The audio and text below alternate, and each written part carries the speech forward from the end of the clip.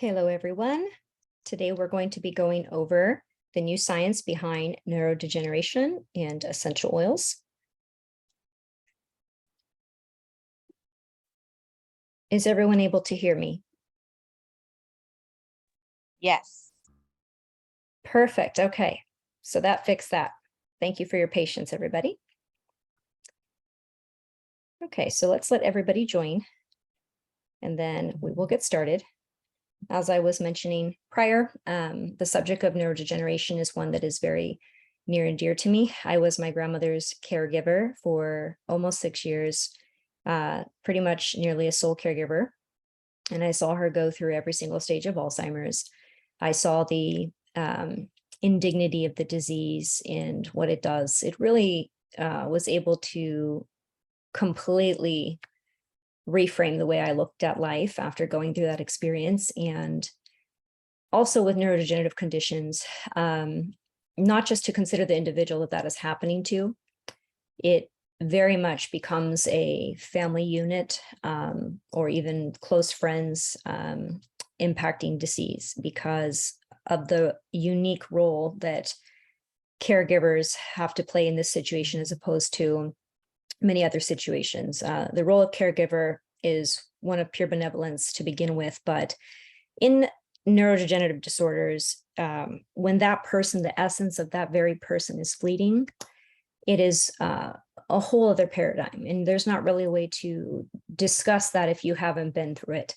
So individuals who haven't, you've been quite fortunate because the way that statistics are showing so far, this will come to impact maybe 50% of the population, as in those will be the individuals afflicted, not to consider those who have to care for them.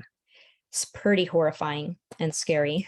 And if we kind of also think about spectrum disorders and a lot of other neurodegenerative conditions or neuroafflicted conditions that we're seeing, what does that mean for us as a society? What does it mean for us as a species? Well, today we're going to talk a lot about that from all different angles. I'm going to look at the chat here. Okay, it looks like we can all hear me now. Well, that's wonderful. I still have closed caption on for those of you who will find that easier. And let's go ahead and get started. At this point, I will not let anybody else in since it is just too distracting to try to moderate and let everybody in and out as I'm doing the presentation. So in the beginning, the new science behind neurodegeneration and essential oils. This is presented by myself, Veronica, and it is hosted by Root Cause Clinic. The first thing we have to do is talk about what neurodegeneration actually is. So neurodegeneration is a combination of two words, neuro referring to nerve cells and degeneration referring to progressive damage. Neurodegeneration can be applied to several conditions that result in the loss of nerve structure and function. We have many different types of neurodegenerative diseases. As you'll see here, there's just a couple of them. Parkinson's and Alzheimer's actually head that list. They are the top neurodegenerative diseases or pathologies that are affecting the population globally. However, we do see ALS and MS are close seconds as they are skyrocketing and showing to be epidemic as well. You'll know that we have Huntington's disease, which is thought to be more genetic in nature. And that also deserves to be examined as well, because although genes are important, they are the hardware of the body and the software of the body, all that surrounds the genes, the information that creates that hardware to emanate and pixelate as we know it, is also quite important. So we also ought to look at, and though we won't do that within the scope of this presentation, we also ought to look at, even genetic, diseases. What is causing those that we might be able to augment? Because the future of genetic engineering as we see it now is no longer using the splice and dice or the gene gun. It is all about using light wave. It is about using sound wave. And we are seeing that we can induce permanent genetic changes. And create epigenetic changes in DNA simply with light, simply with sound. And then we've got prions over here. This particular one referring to what you may better know as mad cow. This is thought to be uncommon. but we are actually seeing in a lot of these neurodegenerative diseases that they very much mimic a lot of these prion-oriented type of disorders and diseases. It's just more of a slower and lower pace cycle. Prions are going to induce a protein denaturation, meaning the protein will unfold. Think of how that we have everything in a perfect structure. Well, once that unfolds, it's like never going to go back together the same way again, is it? I like to make the analogy of when you take out the sheets that you buy, the fresh sheets, the fitted sheet. It comes so folded so perfectly, right? And it's like as soon as that you take that out and you use it, good luck ever trying to fold that again, right?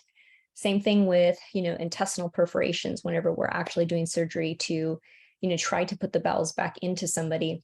I mean, surgeons do a marvelous job, but we just never quite get back to that 0 point, do we? And so we definitely see this disorder clinically. It's considered to be quite rare, but we are seeing a mimicry of this with a lot of neurodegenerative conditions as far as the ability for proteins to lose the structure, and not just that single particular protein lose the structure, but influence all the proteins around it to likewise do the same. And it's not particularly a bacteria. It's not a virus. It's not really a pathogen, so to speak, that's really doing it. It's a software. It's a software that kind of tells the cell to do that. We are probably in this group quite familiar with things that can lead to or are associated with neurodegeneration. Environmental triggers, such as pesticides, specifically a lot of manganese-based pesticides, whether that this is actually, conventional and or even organic farming, because organic farming is going to also utilize mechanistics to, in fact, inhibit pathogenic growth, yeast growth, opportunistic growth.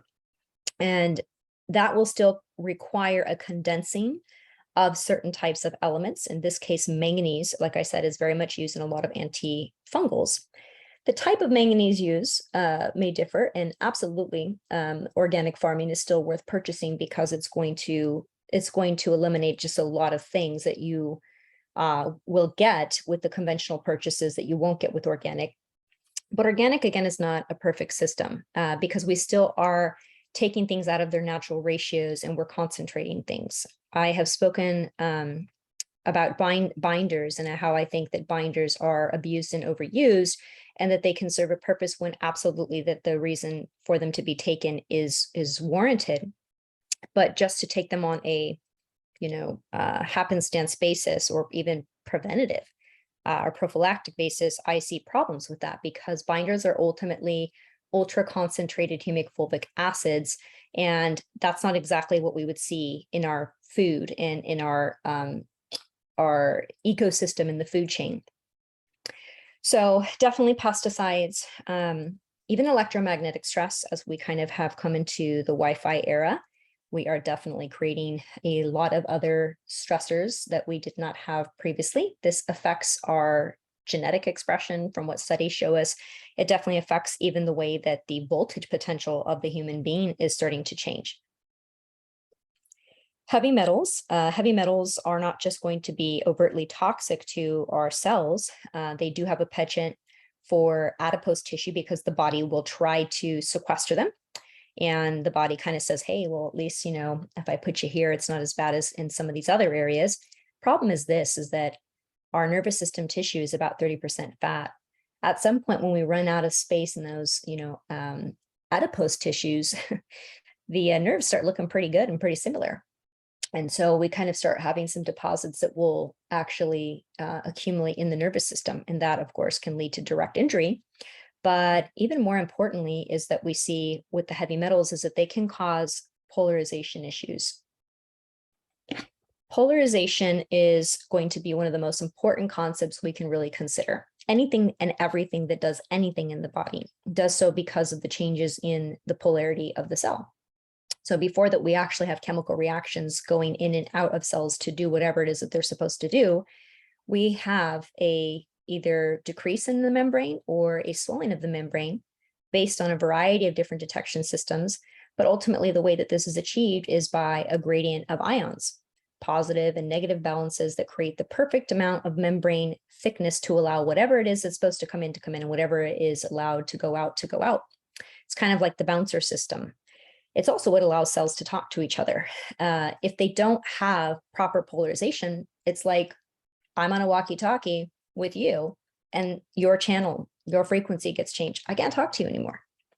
So now we've got a problem whenever that we can't have the tower that's in charge of helping that plane to land in contact with the plane.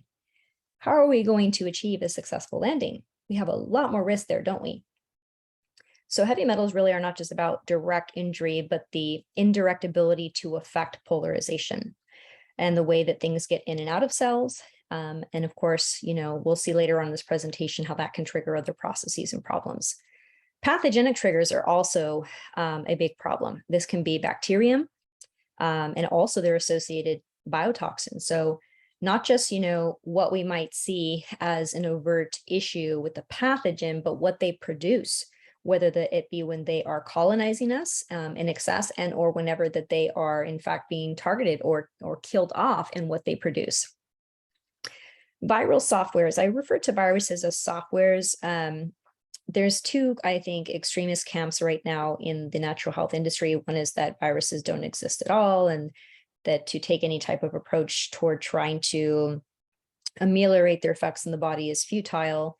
And the other is, obviously more conventional, that viruses need to be addressed all the way up until prophylactic measures such as inoculation. I don't go with either of those to the fullest degree. I don't like the polarization or sensationalism of any subject within science. I like to look at this as though viruses indeed are not the same categorization as pathogens such as bacterium, such as parasites. They need us entirely to exist. They don't just subsist in our systems. So bacterium are complete organisms, and so are parasites, albeit they use us as host. But with viruses, they really do actually have to come into the human cell to create a relevancy. They don't directly control those mechanisms. Now, when they do that, they obviously are delivering instruction code, and that is going to potentially impact the way we do not just the printing of that viral load, but the way that that may choose to influence how we print proteins thereafter. Okay. Stress, physical and emotional. So it can be both, physical stress. We're working 2-3 jobs, trying to put a roof over, our children's heads and pay the bills and do all the right things. And then the emotional stress that comes with that. And lifestyle, not to underestimate what we're eating, how we're sleeping, how we're living, who we're living life with is a big one too. Pathologies such as vascular disease, dysplasia, metabolic syndromes. So whenever we have things that are wrong in the body, these are going to have that kind of feedback loop into the neuro systems, and whether this be neurovascular, whether this be with neuroendocrine processes, or even the way that cells are designed to govern themselves and prevent things such as oncogenic changes. All of these can directly, obviously, play a role in the onset of neurodegeneration, which is why conditions such as Alzheimer's are considered in some circles to be type 3 diabetes or diabetes of the brain. Because we do definitely see a lot of glycemic index, A1C, and or lipid issues. So metabolic issues are a hallmark for this population as far as things that, can trigger or can set off. Oh, sorry, I'm trying to let somebody in, and this is what happens. Let me move my toolbar.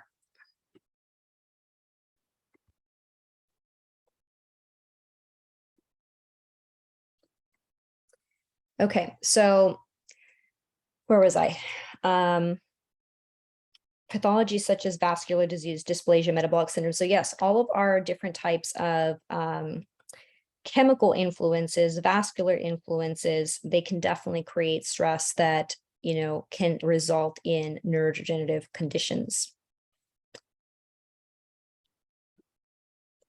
You'll see here a diagram, once that we've kind of discussed things that, you probably were all familiar with as far as being able to pose an impact. What and how are they going about doing that? We can see that there is neurodegenerative disorders here in the center, but the mechanisms with which all of this can kind of happen includes oxidative stress. So the things that we just discussed, they are contributing to neurodegenerative disorders via, unmodulated oxidative stress states or inducing excessive oxidative stress states. Excitotoxicity. A lot of times whenever that we have,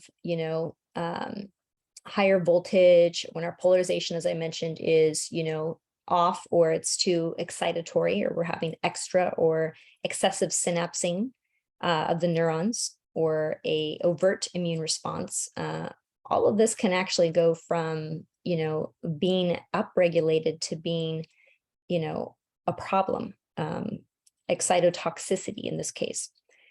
We also see sometimes that a depletion of neurotransmitters is associated with this, because quite literally, if you don't have the currency, you don't have the oil to run the car, what's going to happen? It's not going to do well. We're going to mess the engine up, right?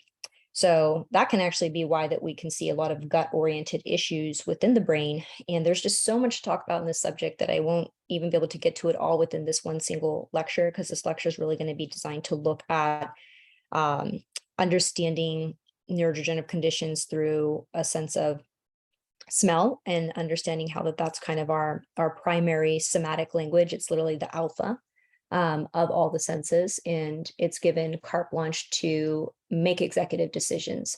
And we'll get to that later. So a lot of the neurotransmitter depletion via bad diet, poor diet, microbiota in the gut that doesn't allow for proper neurotransmitter synthesis. Via that vagal nerve, you're quite literally having a transport chain that gives that to the brain. So if in the gut it's not right, as Hippocrates said, then we can not hope for health if the gut itself cannot sustain balance. We've also seen some blood-brain barrier work here, and I will get into that one specifically, because many people know about blood-brain barrier and that it's getting broken down, but do they quite understand how that's happening? Mitochondrial dysfunction is a big one. A lot of heavy metals can definitely lead to this, because again, we are creating an issue with the polarization of the cell and what can come into the cell and what can come out of the cell. So if we change that, and things that need to come in don't get to come in, and things that need to come out don't get to come out, we're talking things like lipids, glucose, etc., can't make their way into, the energy processing cycle, whether this be looking at Krebs or electron transport chain, all of that. We are not able to get those things in to create those processes efficiently. And furthermore, the byproducts of all of this, we're not able to get them out. That's how we can plummet the mitochondria. And then we're not able to complete processes. A lot of work that people do in protocols is really dependent on the state of the mitochondria. And you can be absolutely very sick and still have functioning mitochondria, or you can be seemingly not as sick on the surface, but have, mitochondria that are massively underperforming. That's how you can kind of see the difference in the way that people will tolerate protocols, because if you're trying to do a protocol before that the mitochondrial state is actually intact enough to do so, you totally collapse that house of cards, because that's ultimately who does the finest, most finite work of getting all of the processes thereafter animated. Let's take a further look here. We talked a little bit about protein unfolding, or in this case, it's referred to as protein denaturation. So our proteins are supposed to have a certain type of way that they're folded. That includes literal proteins in the body, and also even looking down to our DNA. Our DNA is supposed to be wound up a certain way. And it's supposed to be wound up a certain way. And at the end, the telomeres are actually supposed to be intact as well. Anytime that this starts unfolding, it becomes problematic. If we get this cannot do the job that this does. This is messy. And this is how we start having what's called decoherency, or basically where that these particular proteins cannot speak on the same channel with the other proteins. They're no longer able to do the work that they were supposed to do. Now, that's one thing, not to do the work that they were supposed to do. But now they're kind of in the way, and they're sending some signals that we really don't want. And this will bring us into another topic here shortly, known as cell senescence, which we will talk about. But first, just look at a little bit of the differentiation that we can see here with some firsthand visual examples. You can see how we are supposed to have specific types of proteins and what happens whenever that they go through the stages of these various neurodegenerative pathologies, what we're left with. And so the symptoms that you see within this person is because we've taken coherent proteins and they've been reduced and denatured into this, which is chaos, right? It's atomic chaos and it's chemical chaos and it's literal physical chaos. And whatever it is that these particular types of neurodegenerative diseases encompass as far as the particular proteins affected is how we end up seeing what we end up seeing.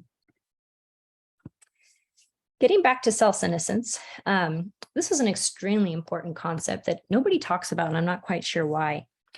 It's pretty common now for people to talk about hyper or upregulated immune system responses. Everybody's fairly familiar with autoimmune disease, and that concept kind of being surrounded around an overt or excessive or uncontrolled, or even in some cases, undifferentiated immune response. But we really want to look at cell senescence because our cells are designed to understand that they have a limit. They know that it's going to come to a certain point where that they should no longer produce new cells. And our health, as far as I'm concerned, isn't as much about what we can put in the mix to create more of stuff, but what can we do to help the systems that go through and recognize who doesn't need to make more of stuff. That is the ultimate way of working with the dynamic of the natural healing principles of the body. It's kind of like a soup, you know, you'd rather just add the right mix of things, right? Let them simmer together and do what they need to do to produce the product instead of trying to say, oh, well, it doesn't taste the way it should yet, but I know I still have 4 more hours left of cooking to do. Let me just throw some salt in there now. What's going to happen? Salt's going to reduce and it's going to be a salty soup. So it's always better to try to get away with less than more. Cell senescence is going to happen at different division ratios per different types of tissues. So ultimately what happens is a cell has a certain limit. It's going to have a limit. It could be anywhere from 20 something divisions up until almost 60 divisions. And at that point, it's no longer going to be able to divide. At that point, you know, our body. Piece that you have door, it's that. Reminder to please mute your settings.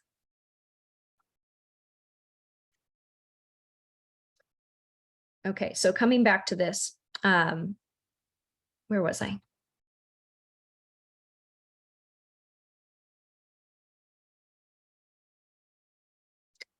So cell senescence, we will have specific types of divisions for specific types of cells, okay?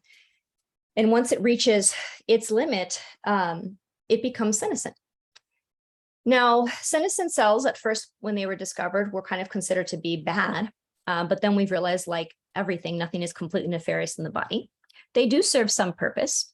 They can actually help with immune modulation. They can kind of sit like wise old sages to help direct the immune response, especially as we get older. They can actually serve a purpose because we don't quite have as much pliability or as much of an immune response.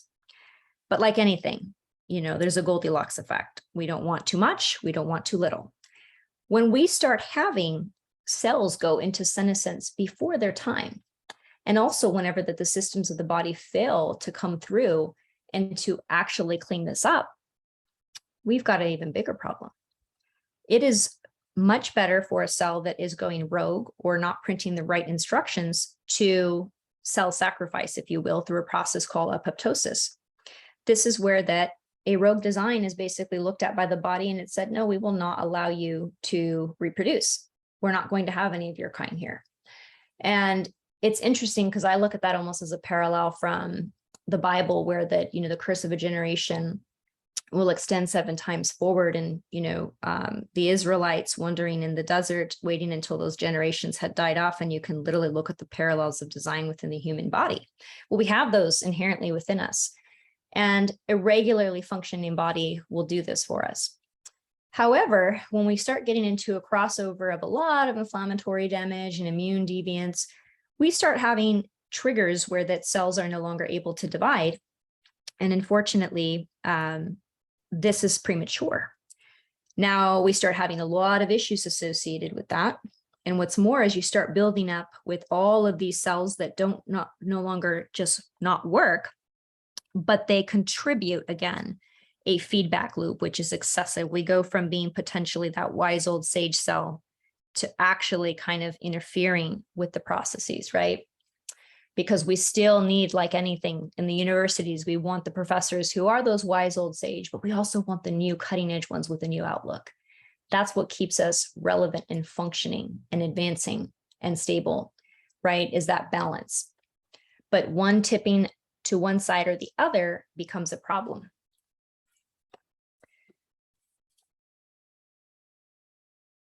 So with cell senescence, if we have a premature breakdown of specific tissues, then we're not going to be able to be doing business with our environment or handling it the way that we should.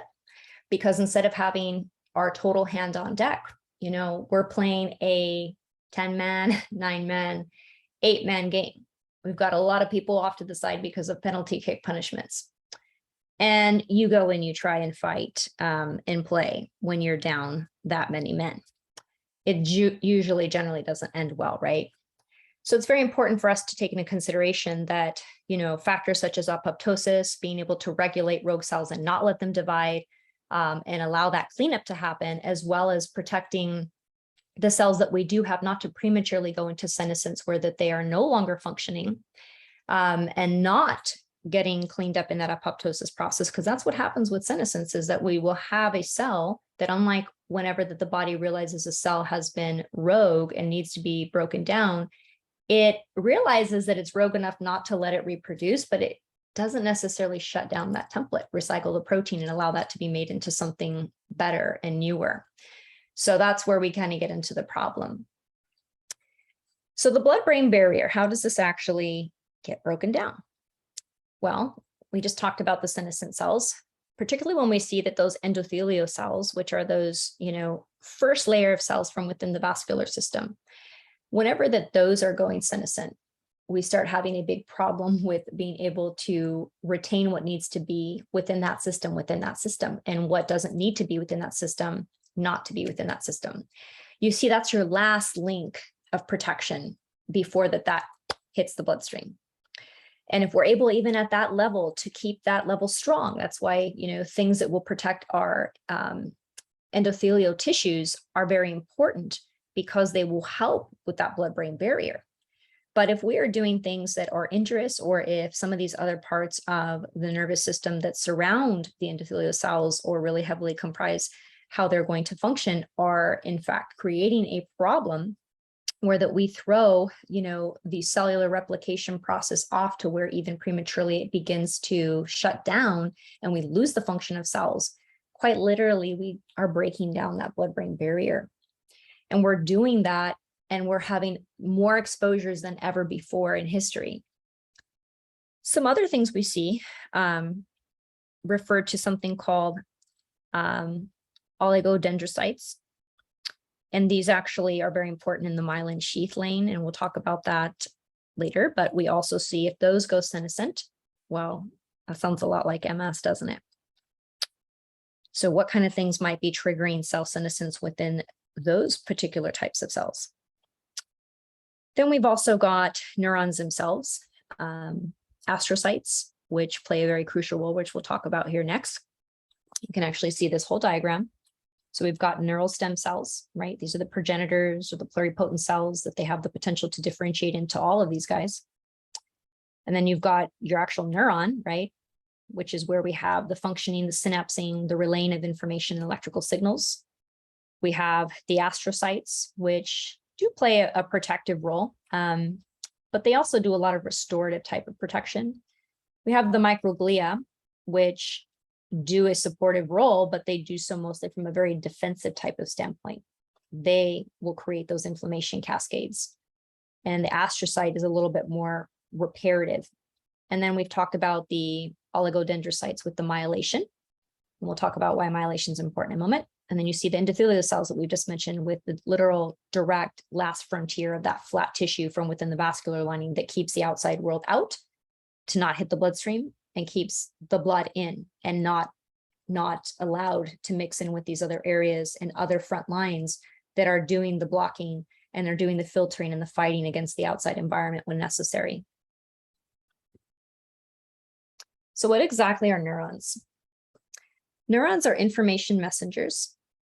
They use electrical impulses and chemical signals to transmit information between different areas of the brain and, of course, the brain, the rest of the nervous system. Many of you will know we have a central nervous system. We have a peripheral nervous system. Then there are the neural stem cells. These are characterized, as all stem cells are, by their ability to differentiate into multiple types of cells. So you can see we can get down all these different pathways depending what it is that we need. Stem cells are important because they're the only way that we can get to reparative functions. Once that we get to these stages, direct reparative mechanisms are not really so plentiful as we see in utero or in association where, stem cells are proliferative.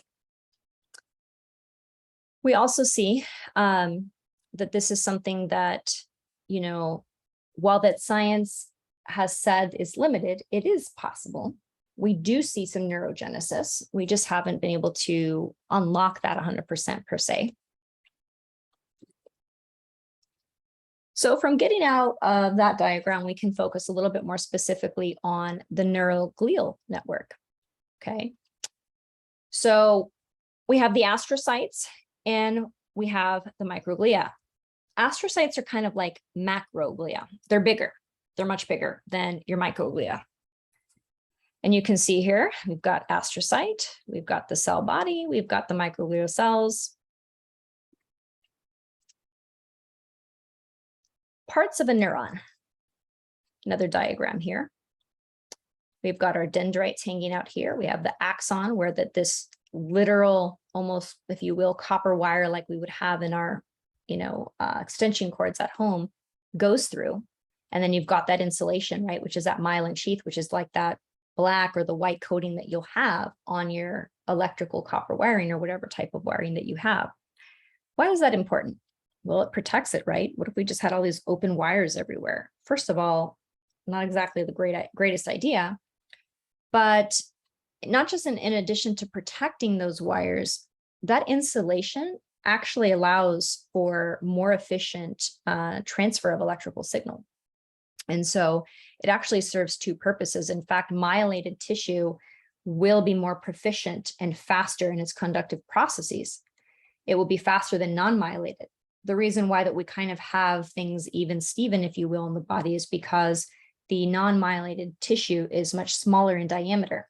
But if we were to take the same diameter of myelated and non-myelated tissue, you would see much more faster electrical synapsing in the myelated tissue where the insulation exists.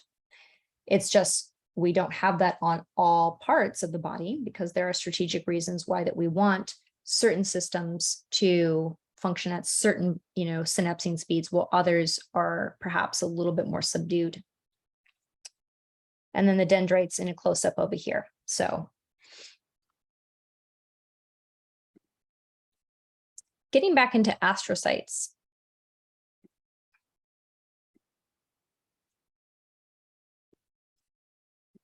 Sorry, guys. I don't have a mod today, so I'm having to, when I let you all in by myself, click the buttons and sometimes it clicks me out of what I'm doing. Okay, was I here? Let's see. All right, so astrocytes, let's talk about these. So these are really great at helping to generate the proteins that we need, our signaling proteins involved within the immune system to keep the nervous system intact, healthy. Also really great with secreting and absorbing neurotransmitters. When we think about, okay, well, these neurotransmitters help the axon to relay such and such message in the nervous system to do XYZ. Well, like how, right? What do? It's via astrocytes a lot that they will help with the literal chauffeuring and direction and MapQuest, if you will, of helping these processes to go along. They provide nutrients to the nervous system tissue, hence that restorative kind of effect that we were talking about. They help with maintaining extracellular ion balance. That ion balance goes back to the polarization, right? So this really helps to make sure that excitotoxicity factor doesn't necessarily get to that level. A lot of reparative functions, specifically the brain and spinal cord after infection and traumatic injury. Microglia play a bit more of the fighting role there, but the, astrocytes are kind of like, the doctors of the military. They're there and they know what's going on. But, the actual battle training is generally not going to be what they're doing. They're there to do the functions that is to help preserve and to heal. Maintaining the blood-brain barrier through providing biochemical support to the cells that form the blood-brain barrier. So they do a lot of important things, as you can see. Astrocytes regulate the transmission of electrical impulses in potassium. Okay, so that potassium sodium pump that's ever so important with so many processes. Within the brain, store and release glucose. And according to this particular study, regulate even the blood flow to the brain. So between blood flow, glucose, and electrical synapsing, that's pretty much every which way that we can also kind of come down to having seizures. So a lot of epilepsy, for example, that shows a lot of typical type of seizure markers, but doesn't respond to seizure-based medication or approaches that would be targeting the electrical impulses of the brain. You really want to look at glucose. Are those cells coherent enough, functional enough, are the proteins intact and still folded appropriately to receive and understand how to use glucose? Are the astrocytes, which really deliver the nutrients and allow this process to happen, intact? Or is there a problem there that doesn't allow glucose to be absorbed by the brain? Because you'll sure as heck get a seizure there too. And no seizure medication is going to help with that. You're going to be on 3-4 of them. If it's a glucose issue and glucose deprivation, the brain is going to seize because the nervous system will be affected by the lack of the glucose. And also too, of course, if we're looking at the blood flow, vascularization, if we do not have particularly oxygen, which is coming through the hemoglobin through the blood, that's also going to produce, ischemic shock and or seizures as well. So whenever we have any type of activity, you want to look at oxygen or vascular flow. You want to look at, of course, the electrical impulses, but as you can see, if things don't respond there, we have to kind of keep looking. And oftentimes the most resistant to any type of treatment approaches, as far as seizures go, will include glucose-based dysfunction. There may be neoplasias or dysplasias that have abnormal proteins, and or there may be issues with who's delivering the messages to those proteins. Astrocytes are important in a lot of our neurodevelopmental disorders. So why am I talking about all the seizures, et cetera? There are plenty of things that don't become a problem until later, because when we hit what was supposed to be stage 2 of that development, that's when our body's like, hey, I just realized I never had a step 1 completed here. So I got the memo. It's my time to show up to do XYZ, but like, I don't even see that the step 1 was done. So how am I supposed to do this? And that's what we will oftentimes see with spectrum disorders, don't we? We don't just necessarily notice this immediately from the newborn. Things look okay until that they don't look okay. And you'll find some very fascinating information I have here as to why I think that is once we get to the oligodendrocytes with the myelin sheath. But for now, focus on the fact that we see a lot of neuronal circuitry. So, how the synapsing processes are handled. And we can see how that this is going to impact later development, because if astrocytes are not able to do all those things that we just mentioned, let's think about what happens if that were to happen when we're developing our brain. Oh my gosh, that sounds like a train wreck happening, doesn't it? And also, maybe there's some abnormalities with the way that that happens, not just in utero, but just in early life stages, that then when we hit very specific portions of our life, such as, puberty and or late adolescent years, where that growth hormone and different types of sex steroidal hormones are changing.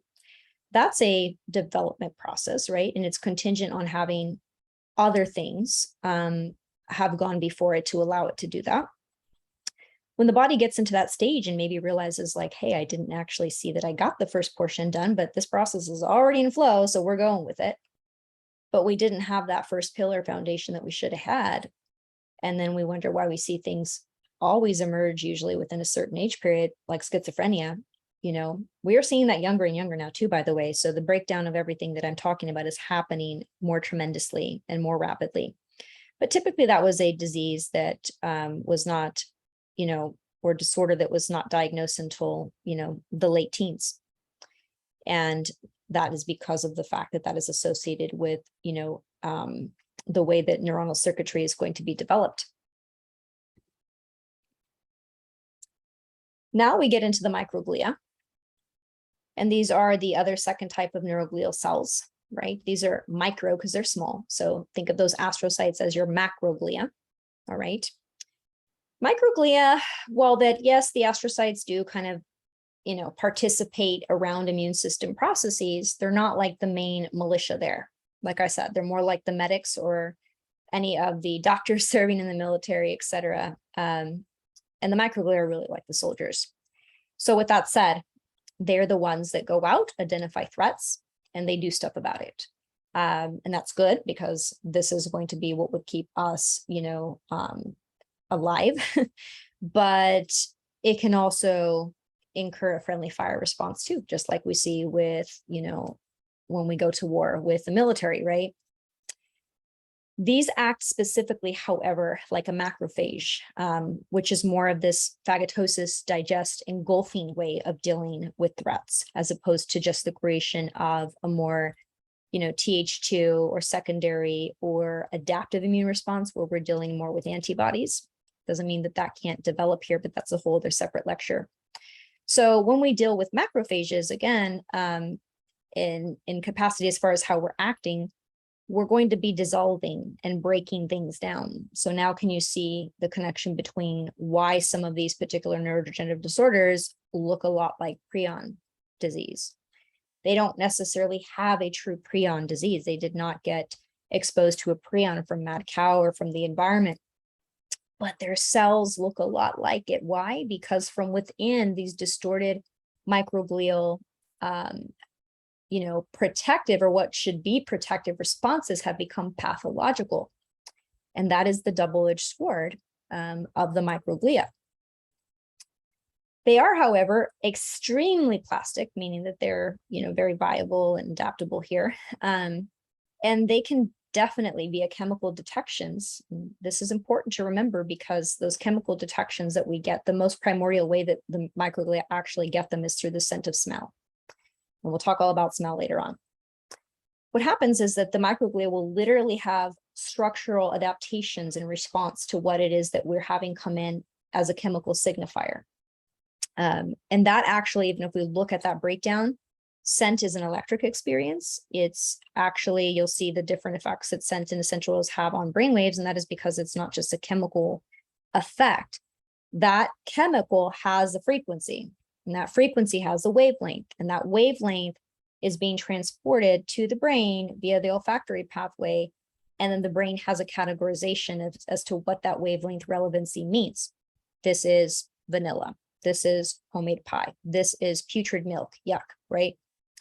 And again, I don't want to go too much into smell now because we will talk about that and touch on that after. But they are also extremely sensitive because of this. Okay. And so again, as we've talked about, this can become a problem because we primarily have a protective response, but with so many particular types of threats passing through that pathway, you can kind of see how this might become problematic. So we have here neuroprotective microglia versus neurotoxic microglia.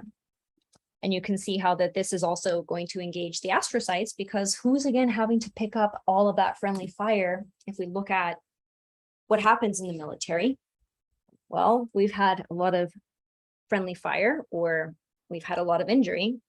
we definitely are going to have to recruit more medical personnel, right? Or they're going to be stretched very thin. And then there's certain things that they're supposed to do that they don't do anymore because we've got a triage, right? So then we start slacking on all those things that the astrocytes were supposed to be doing for us.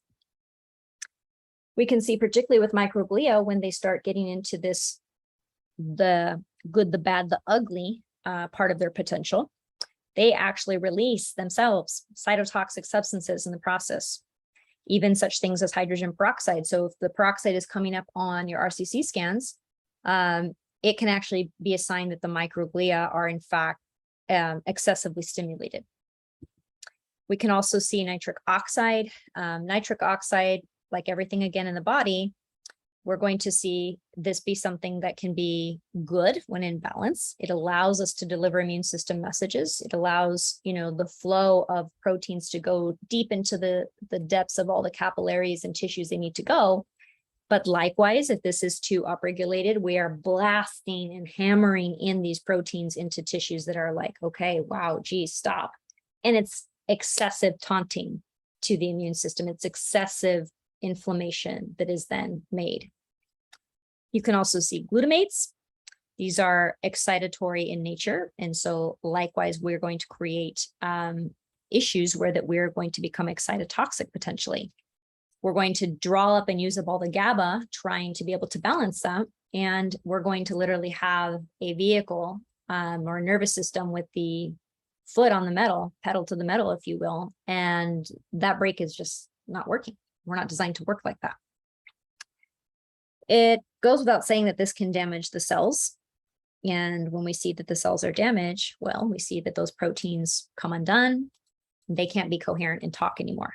What's more, we really hope that they don't create more of them in that state, right? And if they do, oh gosh, not only do we have a disaster of a generation that can't work or perform, they're producing more degenerates. Geez, that's not a good thing, right? Pathogens, though, really are what incite the microglia. So whenever that we see those markers coming up on our scans, a lot of times we want to look toward the pathogen route. Doesn't mean 100% that that's there, or even that there is a colonization of the pathogen still in place, because we could have, or there could have been therapy or treatment toward the pathogen colonization, and the microglia could still need to reset back to baseline. They could still be hyperexcited in hyperinflammatory states. Post-inflammation microglia, they take steps also, as the astrocytes do, to help with the regrowing of the neural tissue. Again, mostly the astrocytes will kind of deal with this, but they are also involved. But more importantly, we want to know that they actually kind of put some checks and balances on astrocytes. So the nature of microglia having some of these reparative and regrowth signaling properties that they do is really just to kind of catalyze the astrocytes to kind of get the go ahead that they can do that process.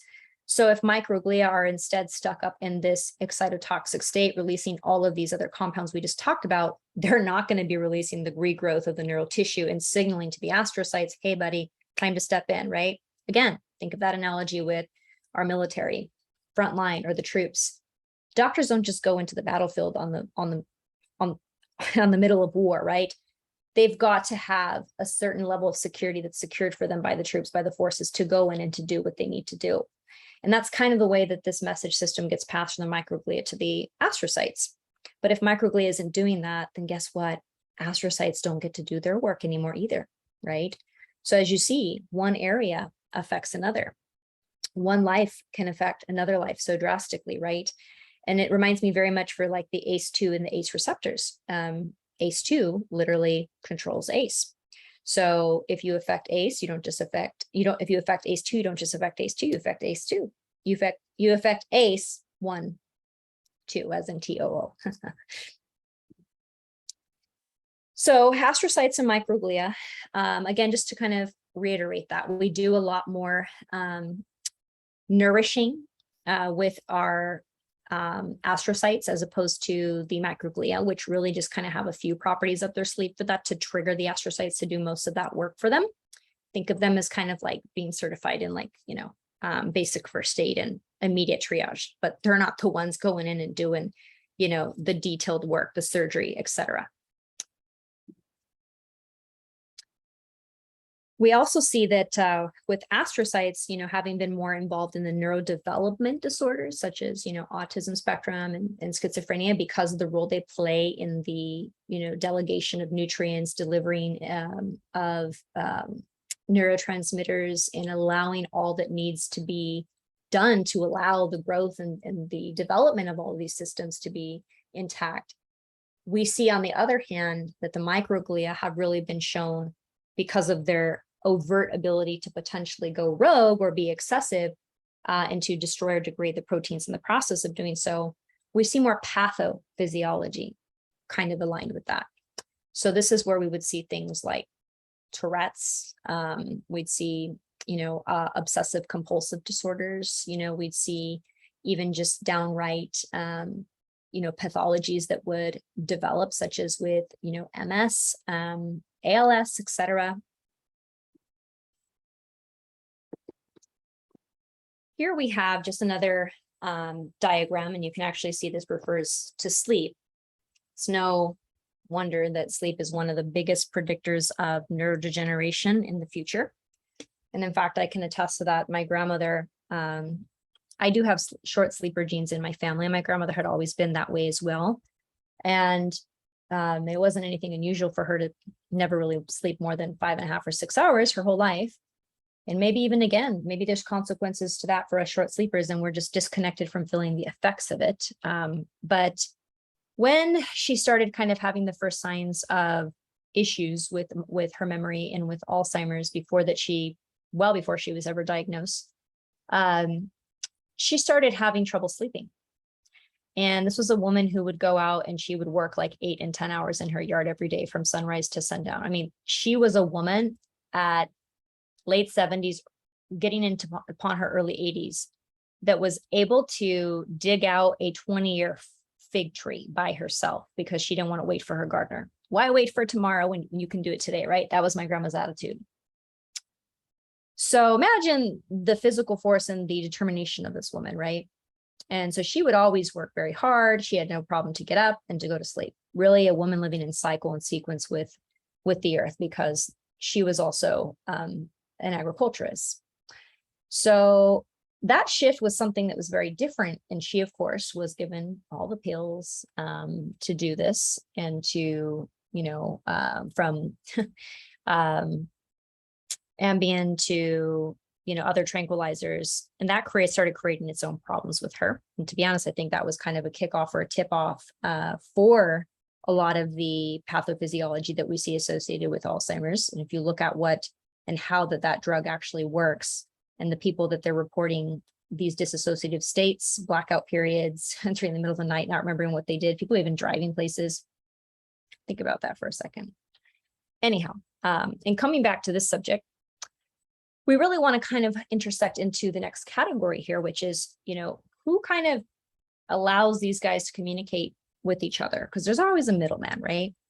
So our oligodendrocytes really are a very important player here. They are the ones that will compromise the myelin sheath, or that protective insulation around those copper wires or those axons, right?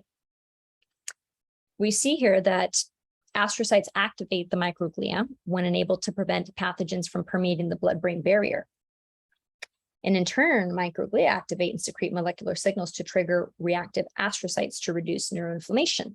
So there's a checks and balance system like we talked about, okay? And that is via the oligodendrocytes. This insulation that we have on the nerves is very important because it goes hand in hand with regulating the connections and the communications between astrocytes and microglia, and making sure that, there is balance in both of those options. And also, maybe if the microglia are getting really hit hard with something, what's going on over there does need to be communicated to the astrocytes, right? Even if the microglia are kind of acting out of control and crazy, at least astrocytes are kind of like, yeah, if my sister's going crazy again, I kind of want to know at least what I'm in for. Let me know about it. Rather than just like, boom, hit like a truck and you don't know what's going on. So how exactly are oligodendrocytes different than astrocytes and microglia? So these are also glial cells when we're talking about the glial network, and they wrap themselves around the neurons like we talked about. as far as primarily here in the CNS, because we do have some different myelination that will happen in the peripheral nervous system.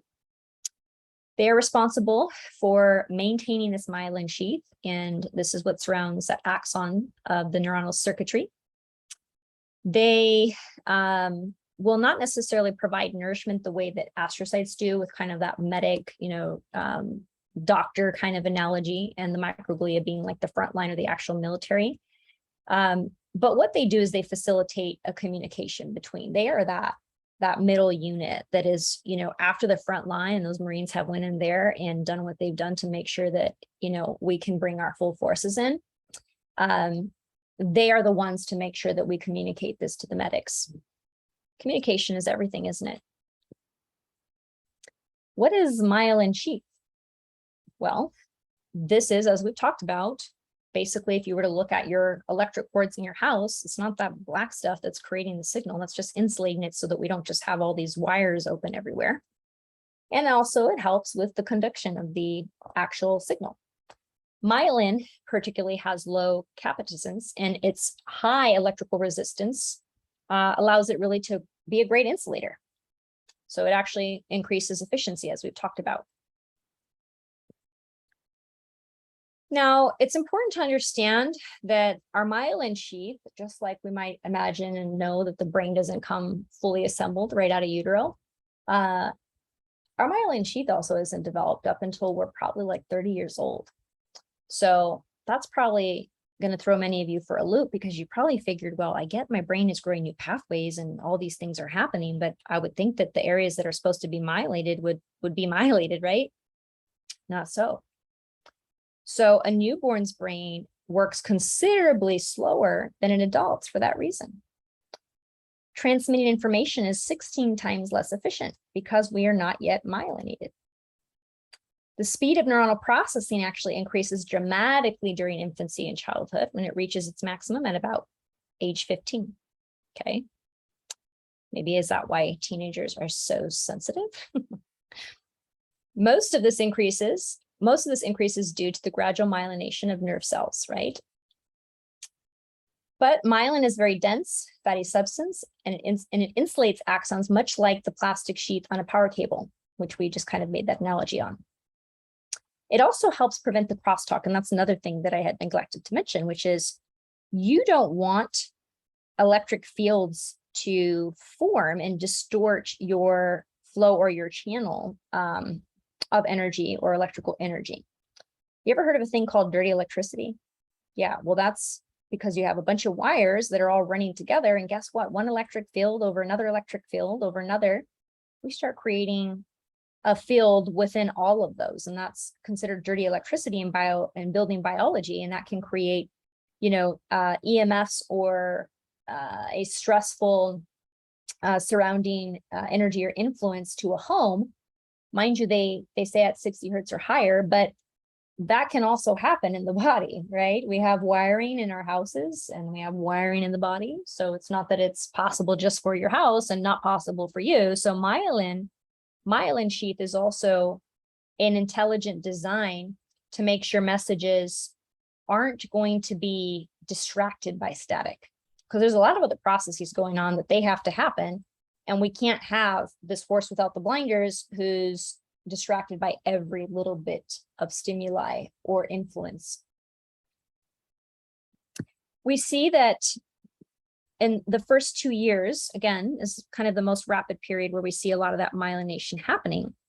But again, we go all the way up until about 30 years old, where that really takes to kind of solidify before we again start seeing a rescinding maybe on the efficiency of how we myelinate. We kind of really see this take off in utero at about the 24th week of gestation.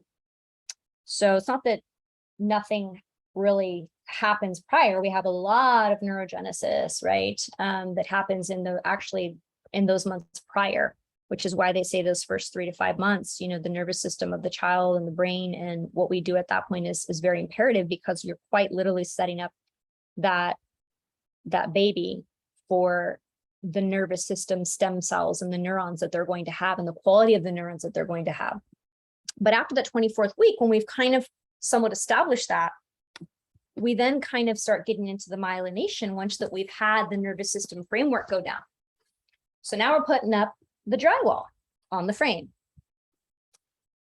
Interestingly enough, if we really look at the list of recommended inoculations for pregnant women, because there are actually quite a handful that you are recommended to get while pregnant, this is going to coincide perfectly with when they recommend you get your diphtheria, pertussis, tetanus shot. Okay. And I just took this straight from the CDC, by the way. And many of you who come to my lectures already know I get research that is coming from top academic bastions or official government organizations, because I want to make sure that whatever I present is something that the establishment itself could never refute, because it's literally their own words. They just put this all in various areas so that it can't be connected. But if somebody actually takes the time to go through and connect all these dots, and that's kind of how my brain works, then it's pretty blatant right there staring you in the face. So we'll see here that this is the time period where we really recommend pregnant women, when we have babies entering the myelin sheath framework of development, we have them go take a vaccine, which, let's just see what that does. It has some effects on the nervous system in multitudes of ways. But we didn't always have women take the shot. It does seem to coincide, though, with whenever we started seeing a regressive developmental milestone state. I don't think that's a coincidence, do you? Whatever happened to, like, it was normal to crawl at 6 and say juice and say mama by the time that you were 6, 7, 8 months? I know I was already asking for juice when I was 6 months. That was my first word, because my mom was quite disappointed it wasn't mama. I was taking steps by 7 months. Now we don't think that even crawling is a milestone. So all the babies of all time have crawled, and now all of a sudden we just decided, you know what, that's not serving us anymore. It's revolving around disease and normalizing pathology, and that doesn't help the situation, right? By not acknowledging something, it doesn't make it go away, does it? You see autism getting any better? We also changed the age of walking from 12 months to 18 months. So now, instead of milestones that used to be something we'd expect at 12 months, we just say, well, you know, all the kids these days, they don't really start walking till they're 1.5 years now. What about whenever the milestone's 3 years and 4 years? And, you know, what about speech, right?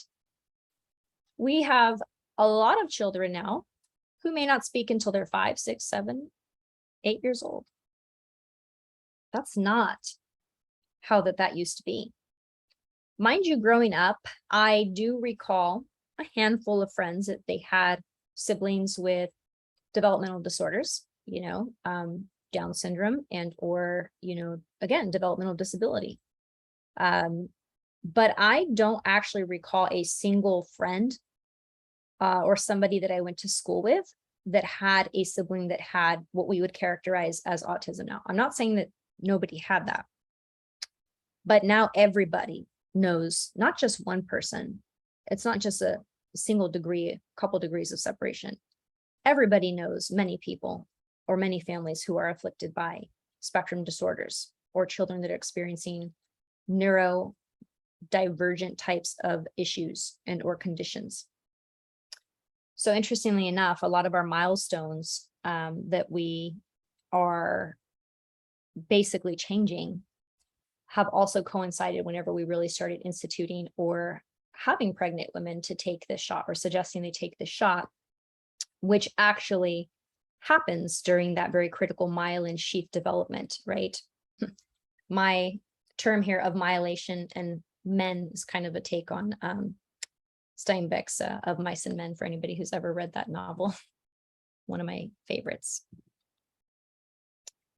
So what we see is that the brainstem is kind of where this starts, right? So let's think about when particularly might we get that type of delivery of inoculation information and all that does to the immune system in those respective tissues that those particular toxoids have an affinity for. Maybe if we are in the point where it is the cerebellum or the basal ganglia that are actually at that point myelinating, maybe that's where we're going to see the issues come up, right? It's kind of like, where are we catching that stage of myelination and where is that assault coming from? And it doesn't even have to just be, this particular inoculation. Maybe there's particular stressors that could come at that time that could be outside of just an inoculation. Maybe it could be pesticide exposure at that point, heavy metals at that point, an infection at that point.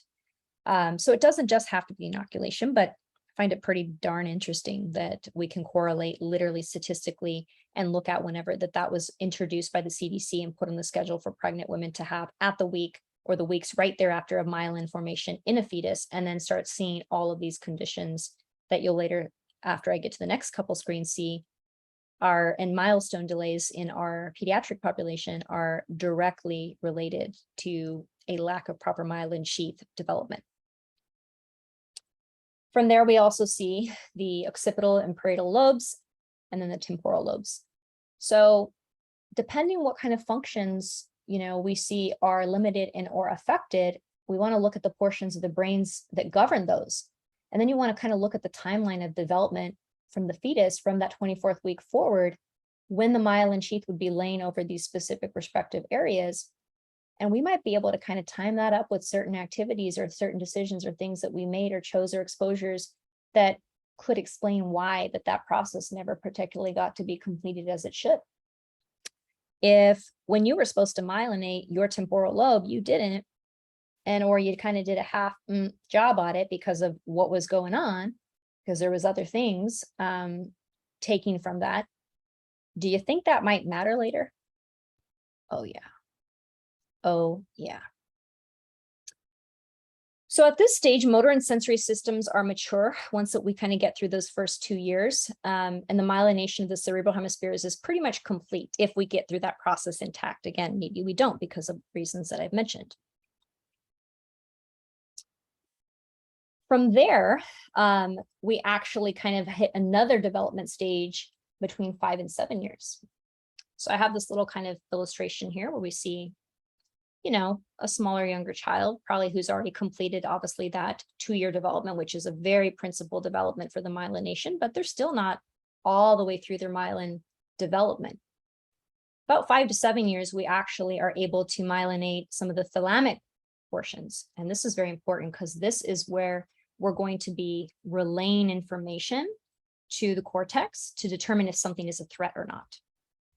So let's think about trauma that could happen to children emotionally, or maybe food that they're eating and pesticides that they're around, certain types of other information systems, aka inoculations that might be given to them around this time period to start school, and what that might do at that time. So now we are talking about specific tissues that are responsible for helping to determine what is a threat or conveying that information at least. And then we're wondering why we have a pediatric population whose very problem is the hyper relaying of a threat response, or that there is a threat when delivering this information to the cortex. Myelination of intracortical connections will continue onward up until about our 20s and even maybe our 30s. So we are still myelinating here. We are completing myelination here, and we are completing myelination here. This is obviously the base framework to just get the brain completed, right? And then we go into a little bit more fine detailed, right? A little more fine tuning. And then ultimately we have the whole concert ready to go. But that's a work in progress. Back to that whole DPT thing. So turns out tetanus, or basically Clostridium tetani, which is essentially that biotoxin that's formed as a result, of this particular bacterium, it is kind of associated with some nervous system problems you may or may not have heard. In fact, like the spinal column and the brain. So just, think about maybe we're injecting that into pregnant women at a time whenever that portion of myelin sheath is actually developing. And we're actually putting things in alongside that to say, immune system, wake up, get pissed off, let's fight. But we haven't even put down the protective mechanisms for that yet. So this is a study, interestingly enough, and I like to take science that's been put out there to make something look and sound really sexy and great and expose it for what it is.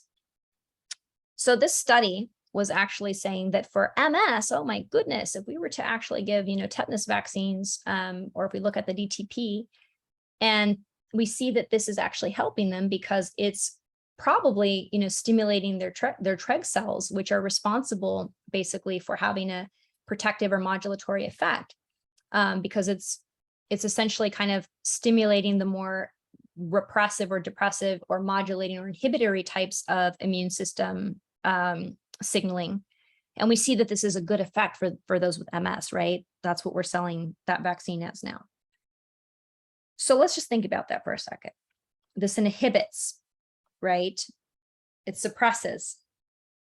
Well, if we've got a pathological condition where went berserk, then that's one thing.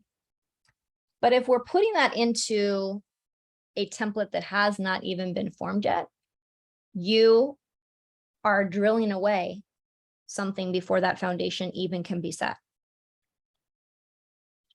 And we're wondering why we have problems.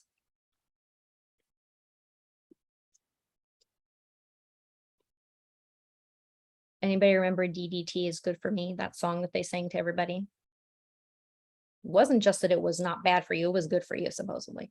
Kids used to play in it behind all the ice cream trucks.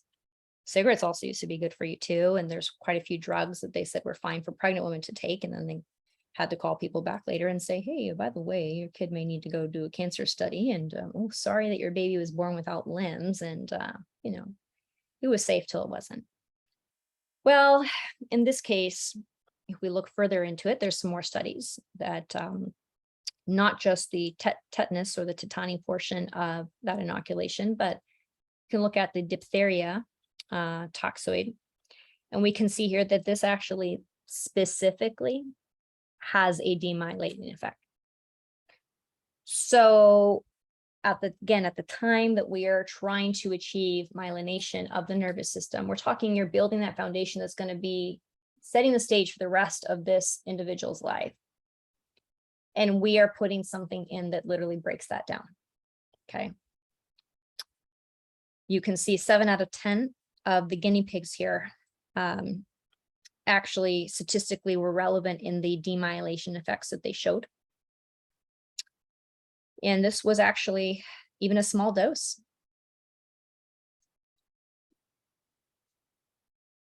Pertussis, that's the one they really tell you to get right because it's very dangerous. And it can be, absolutely. That can be a very bad thing for a baby to get. And it's not that we take any of these illnesses lightly.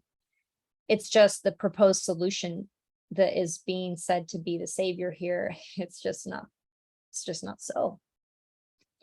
So if we look here, this is a very good study because these are actually C57BL6 mice, and these are mice that are bred. They are literally genetically altered so that they will be resistant to autoimmune neuritis, meaning they are bred to be resistant to hyperactive or immune deviant neurological function as it pertains to the immune system there. So they gave these mice some pertussis toxoid.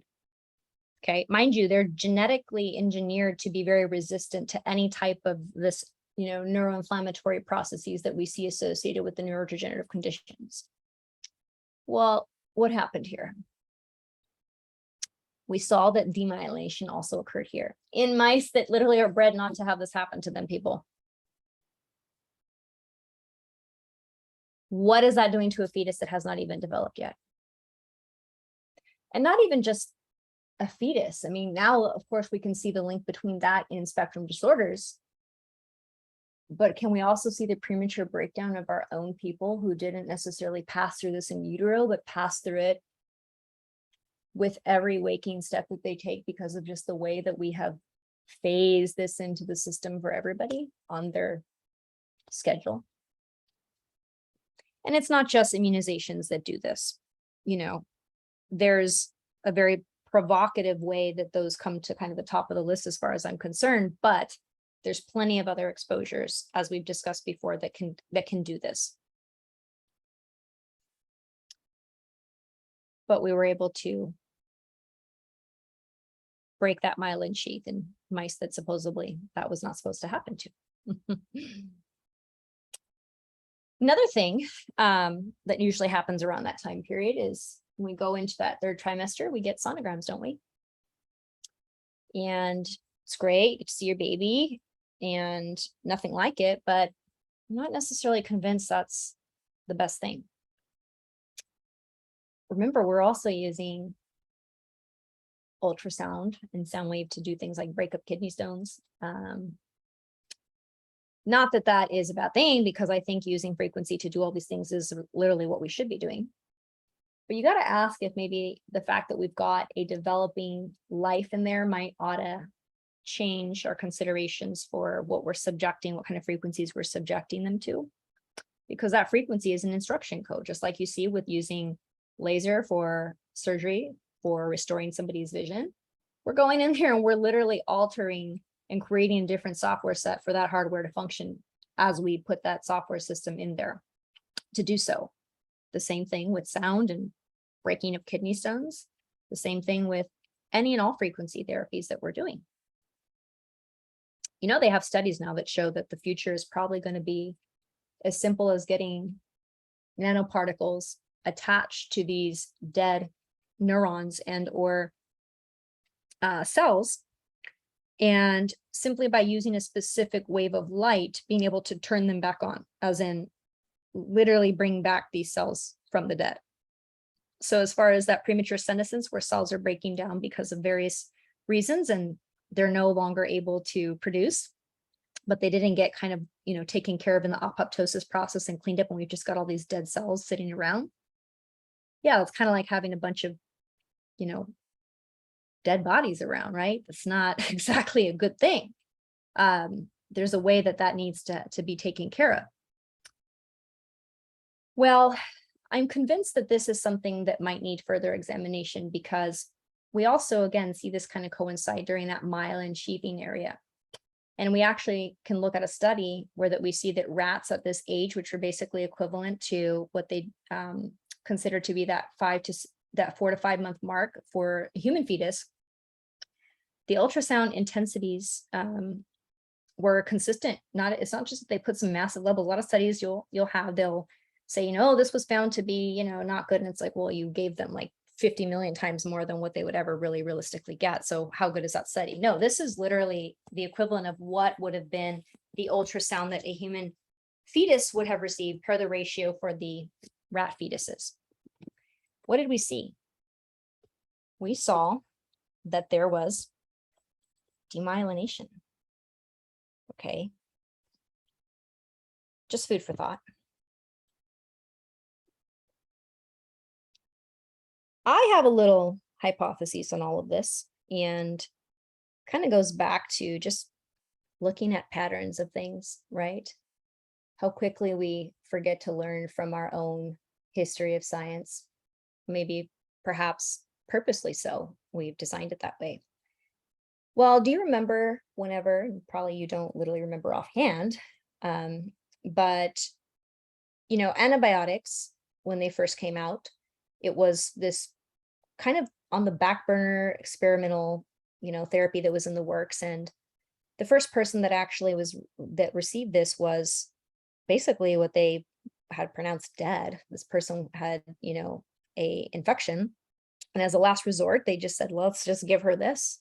It literally brought her back to life. Like was brought back from the dead. And from that moment forward, antibiotics were really hailed as the medicine of the future, nobody would ever have disease again. As long as we found an antibiotic for everything on earth, that we would be able to control disease and nobody would ever get sick again, right? That was literally the mindset. And without a doubt, antibiotics revolutionized history as far as, what used to kill people and then what didn't have to kill people anymore for a while, right? Because what we saw at that point was we saw nature find a way. That first generation, the second, the third, the fourth, the fifth, maybe the 5,000 might have all been pretty susceptible or susceptible enough. But as the generations evolved for these different bacterium, they started saying, oh, no. I already heard about that story and I already know what you're coming with. Okay. So it's kind of like battle, kind of like formations that we see in sports. When you first come out with a new way of handling things, it takes people a while to catch up. It's like, whoa, what is this style of formation? I don't know how to fight against it. Oh my gosh.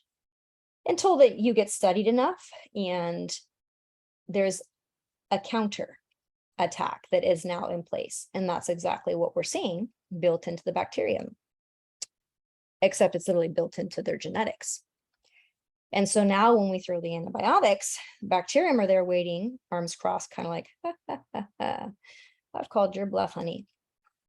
And we're getting these resistant infections, right? Of course, many antibiotics still definitely work, okay? But we are seeing something that we didn't anticipate back when we thought when we made antibiotics that was it. It was the end of all disease, kind of similar to what they tell you now with inoculations, right? Like this is the way that you prevent disease. Are we maybe short-sighted on something here? Because let me tell you what I think. I think that just how that we had nature find a way in an adaptation for bacteria to outsmart not antibiotics, just antibiotics, but our immune systems, because antibiotics, if you've noticed, they don't work for everybody. There comes a point where if your immune system and that person is not a vessel enough to contain the response that the antibiotics are going to allow to ensue, it won't work.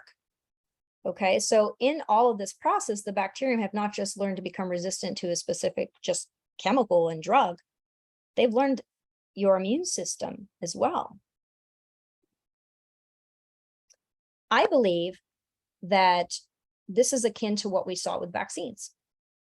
The first vaccines were put out there trying to find an approach to a true concern, or at least that's maybe what a few of the scientists who tried to do this started out with their intentions being.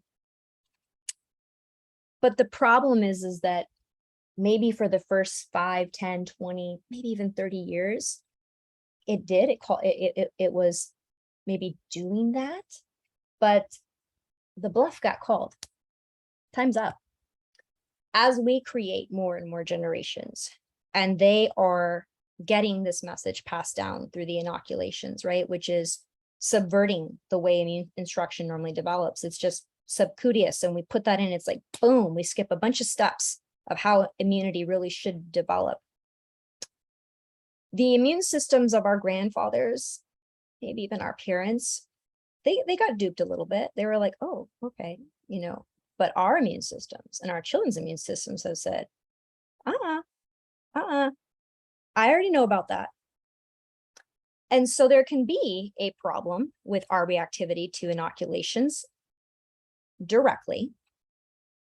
But what I'm seeing is that when we are exposed, and even research corroborates this, to the actual pathogenic proteins that we have been inoculated for, or our ancestors have been inoculated for, that have passed these genetics on to us, we see the more robust immune system and inflammatory response come from that.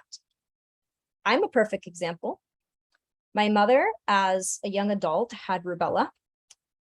She had a very severe case of rubella. And so that was something that her immunological information had a very robust response for, meaning it had a PTSD from that rubella, right? So when I was born, me getting these genetics from my mother, that was a part of some information that was passed down to me. Hence, when I got an MMR, that was my body saying, oh my God, this is what I've heard about. This is what I've heard all about. This is rubella. Oh my gosh, this is such a terrible thing. It's like the story, it almost reminds me of like Still Magnolias when, she's telling the little baby about there was this ugly, mean woman called Weeza. What does the baby do whenever they're like, yeah, this is Weeza? Cries, right? It's already been hyped up to say, if you ever see this, like, be super wary, be ready to fight. Like, this is bad, be defensive. We see this with crows, for God's sakes, people.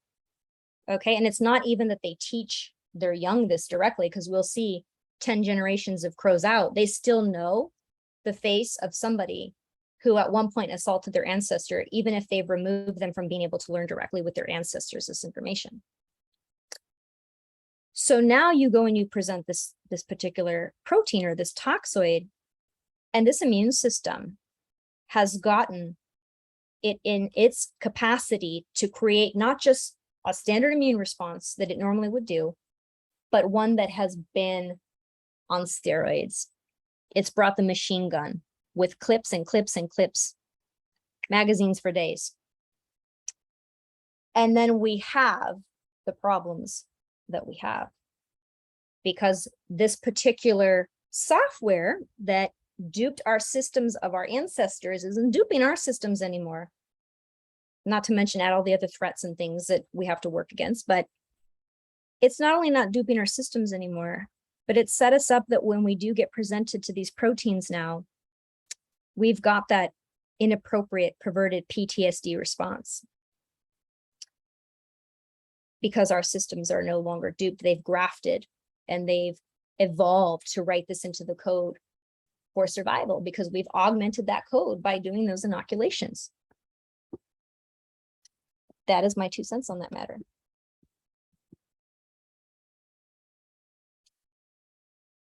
Next, we have the endothelial cell here, and this is going into this particular tissue that we talked about. Uh-oh, I've got the wheel of death here on my computer. I hope that this doesn't give me any issues. I need a little bit more ventilation, I guess.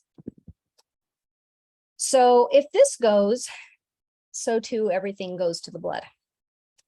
All right, this is where all the blood is passing through, and the body's going to do everything possible to preserve your blood. As you know, once the blood goes down, you're going down. Sepsis, real fast. So it's imperative, and the body will do everything possible to keep the blood clean. Those of you who have lymphatic problems really got to do some stuff to clean up the blood. There's a reason why the lymphatic system has been overwhelmed. The body will say, between lymph and between blood, I choose you. Lymph, you get all the dirty dishes to clean it for the blood. And you're like, that's not fair. They dirtied it and I have to clean it. It's like that middle kid that everybody just dumps on. And the lymph's like, fine, whatever. And at some point the lymph is like, look, I can't do this either, right? But we'd rather sacrifice the lymphatic system as a whole tank than the blood. That's just not an option.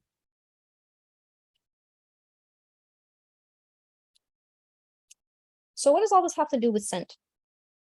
Okay. Well, scent is the preferred sense of the soma, or the somatic body, meaning our physical body, right? Not the psycho, meaning, or the mental aspect, but the actual physical body. This quite literally, I refer to as the alpha of all that is of the sensory system. It is given that red button, like the president, that if it wants to drop a nuke, it can do it. It has the authority to outrule and overrule and put into action without any type of veto from any other systems what it believes necessary to do. Only scent can do that. Sight can't do it. Audio or hearing can't do it. Taste can't do it. And touch can't do it. Scent can. Scent is the only sense that we have that is always working. And it's important to understand how this goes down. And if you've been in a couple other lectures, you probably have heard this. Maybe it'll start sinking in by this point. But if you haven't, this is kind of how it works. When you smell something, this is going to be processed by the amygdala. It can eventually go through all the other systems and have its effect, but the amygdala is who's going to take that information And the amygdala is kind of where our subconscious is really stored, as opposed to the conscious portion or processing, where that reality as we know it is projected. The typical way every other stimuli, every other sense comes into the body for processing is through this thalamic loop, okay? Information comes through here, so sight, sound, audio, touch, and it's all at this, nearly almost at the speed of light, so fast that we just take it for granted, but it's a synapsing from all these nerves and axons that we talked about, and the insulation, the myelin sheath, and all that, which is why we have a lot more myelated tissue in some areas than others, right? Think about that for efficiency. And the signal is sent here to say, hey, cortex, have you seen this before? Is this okay? Do I continue to stand guard or can I step down? Cortex is saying, well, this guy looks pretty scary over here. He is holding something behind his back, so stand guard. Okay, all again, nearly instantaneously. And this is the feedback back here that allows you to still feel threatened and allows you to still keep your guard up.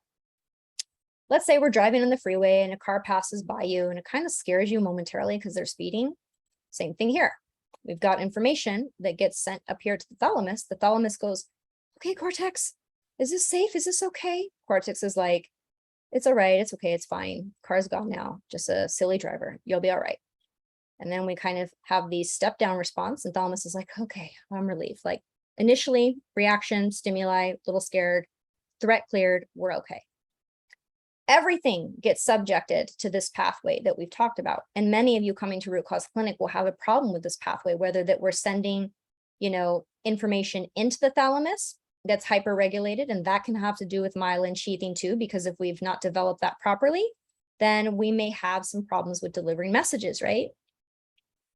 Also, what about messages being delivered to the cortex? So it's not just about this problem area that can go wrong, but where is it going wrong? Is it going wrong when we have information coming to the thalamus? Or is it going wrong when the thalamus is saying, cortex, stand guard or step down? And then also, what about whenever the cortex has to pass that message back and say, yeah, stand guard or no, stand down? It's all through that area, that loop, that we can have some mismatch in the signaling, right? And that's a rule that pertains to every other sense in the body, except smell. Smell does not have to do that, okay? It goes straight to the amygdala, which is not the conscious sphere, right? It's not you with the thalamic cortex loop where that, a car has driven by and the immediate instinctive reaction was a little bit of fear, but then immediately the logic mind kicked in and it cleared that threat. Amygdala is that subconscious that you may or may not even literally be cognizant of. It's where that instinct and that primal nature and why were we afraid of whatever we're afraid of, or why we love whatever we love, but don't even know why exist.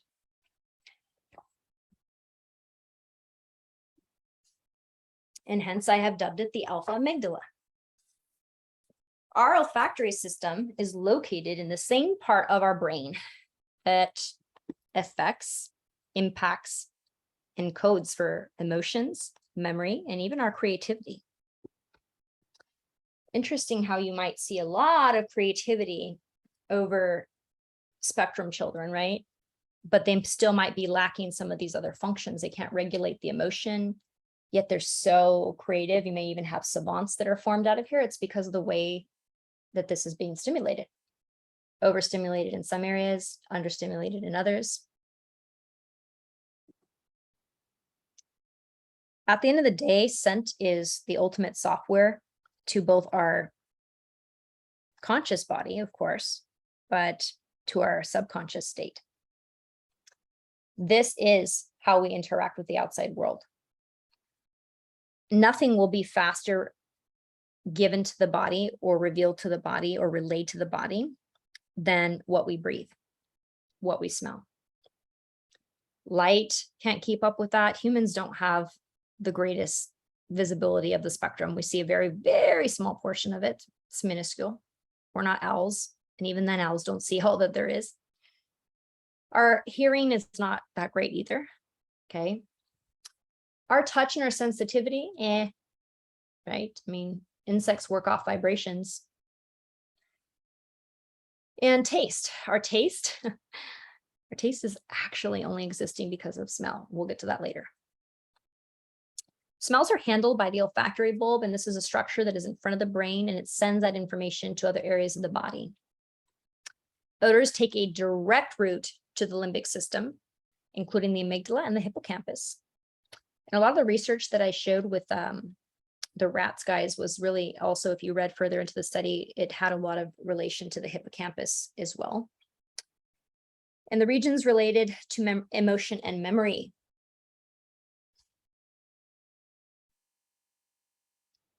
When you chew molecules in the food, they actually come all the way back. This is taken from a study, retronasally into the nasal epithelium, which is going to be those tight, flat type of tissue that protect all the other deeper layers of tissue and the network below it. So everything that you are tasting that you think is your taste bud, it's really smell which kind of brought that delivery system to you, which is why just simply smelling something in the air is enough to get you to salivate, right? You didn't taste it. Did you know that smell is the only fully developed sense a fetus has in the womb? Think about a design that is willing to put a human being out there without a myelated, fully myelated brain or system, or even neurologically developed system, but it says you got to launch with the ability to smell. Think about how important that must be, right?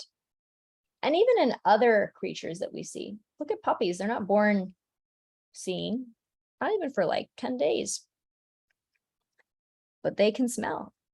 They can smell mama. And that's because smell is the most primordial way that we can detect a threat. To breathe is to live. When we are sleeping, we don't see, right? When we are sleeping, we don't cognizantly hear. Whatever's being played is it can go in the subconscious, but we may not even feel touch unless it gets to a certain capacity, right? And tasting, we're not eating anything. So all those senses, just with our consciousness, they also will evade us as well. As our consciousness goes when we sleep, so do those particular senses, but not smell. Think about how we use smelling salts to bring somebody back up from fainting. Think about how in comas, people, when they have these miraculous stories you hear about, somebody comes out of a coma after 8 years, 15 years, etc. Do you know that a good majority of those cases have something to do with scent? Somebody lit a match, or there was a fire, and this person who's, been in a coma for 10 years ends up waking up. Somehow that triggered the brain to say, whoa, threat, wake up. In fact, there's even studies that show people with certain types of scents, flowers, etc.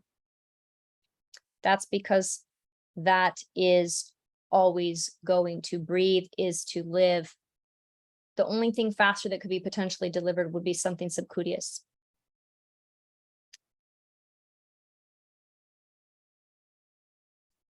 Here's actually a study where we saw what essential oils have the capacity to do. And mind you, if you go out and you look at essential oils and neurodegeneration, you will find a plethora of studies. You will have no problem finding studies to support that essential oils and the olfactory system as a means of essentially delivering a counter software to the brain against all these other softwares that might be delivered, all these pesticides and different types of chemical exposures, and just from what we drink and eat out of our water systems. I mean, all of it we could potentially have as aerosols in viral loads, whatever it is, that's information that's coming, biotoxins. Essential oils can be a counter information software because we're using that same pathway that can trump card all these other senses. And that is the preferred language for the nervous system as far as offsetting or onsetting a threat response. So if we've got a threat response in motion, we need to work on the same playing field to be able to pull out our tips and tricks, right, to be able to enact them.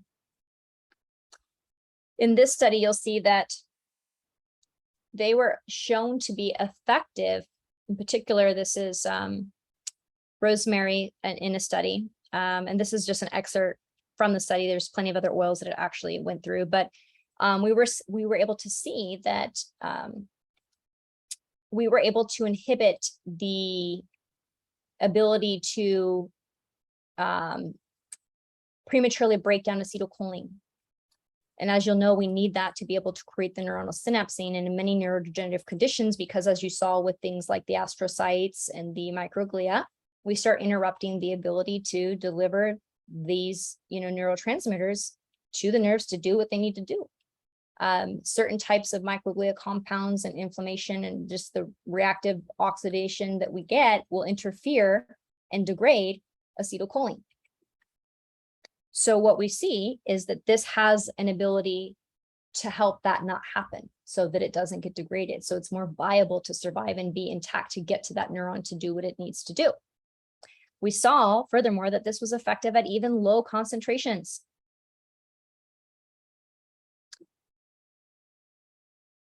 You'll see that it improves spatial memory, which is our ability to kind of know where we're at. A lot of Alzheimer's and dementia patients will have a hard time understanding where they're at. Also, if you're a person that you're like, where's my keys? Where's my keys? Where's my keys? And someone's like, they're in your hand. You might want to think about some essential oils. No joke. Vanilla. Oops. Uh-oh, I'm a little frozen on my screen here, guys, but vanilla. Who would ever guess that vanilla was a secret superhero? And mind you, there's probably 30 pages on this study. And when I do present studies, I actually read through all of them. Many people who will present studies will just read the abstract, or they read the conclusion or the discussion, which is basically summarizing the findings. But I don't just read that, even if it's going to cost me 30, 40 pages of reading. The reason being is that if you don't pay for the study, you don't get put in the abstract. Even if, let's say, you had an amazing finding, many in science, we are obliged to follow with who's paying our paychecks, right? So for most of the science community, if they were truly to just publish 100% of the truth, they would have to come up with the money to be in charge. He who pays the bills makes the rules, right? Or get donations or funding to do that, to have complete executive privilege to be able to do and publish as they wish, providing peer review can be found to allow them to be published. But even in efforts where that they will disclose findings and they will not conceal them and they will be transparent, they will not write this into the abstract or even the conclusion. It will be in the midst of all the chunks of all the really hard science writing that most people just skip over. And they know that the majority of people, scientists, doctors, et cetera, reading the studies are going to look at that, probably upwards of like 90%. So if you really care about a subject that you're looking at, make sure you do read the full study, because even the best and most well-intentioned scientists have an obligation to publish that abstract in the conclusion with those who have paid the bills in mind. It doesn't mean that they're being evasive and not publishing the full science or scope of it, but it's kind of like who pays for that commercial real estate with the side, venue and all the exposure, right? Location. So this study is chock full of so many things. I could have just, spent 20 slides on vanilla. And I found it even more fascinating because I love vanilla. I have never been a person that wants all the crazy flavors and syrups and sprinkles and this. I'm happy with vanilla, as boring as that may seem. Well, it turns out vanilla's got some great things that it does, specifically as it comes to spinal cord injury.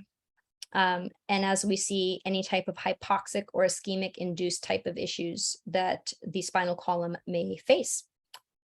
It actually was allowing for apoptosis in the spinal column to take place. And to me, knowing the nature of various type of neurodegenerative conditions, plus also conditions associated with neurodegeneration that doesn't get validated with the title, such as what I consider to be fibromyalgia. I think fibromyalgia, the reason why we end up with some of those tissue issues is because of sclerosing in the actual spinal cord, which causes a pulling or triggering to the fascia, or interrupts the way that the fascia receives messages.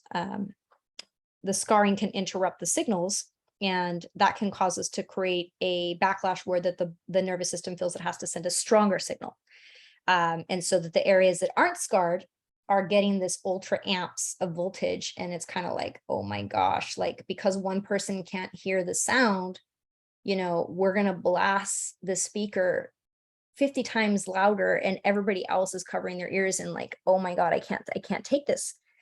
It's enough for that one pathway or that one person to hear, the rest at the cost of everybody else. And that's kind of what I seen a lot of fibromyalgia clients. So vanilla being something that can help abnormal cells within the spinal column to say, hey, you're not really going to be a part of the new plan going forward. Can you take one for the team? That way we get a new turnover of neurons and we allow the template to be as it should. That's super powerful, in my opinion, very powerful. And to think that we could get these effects,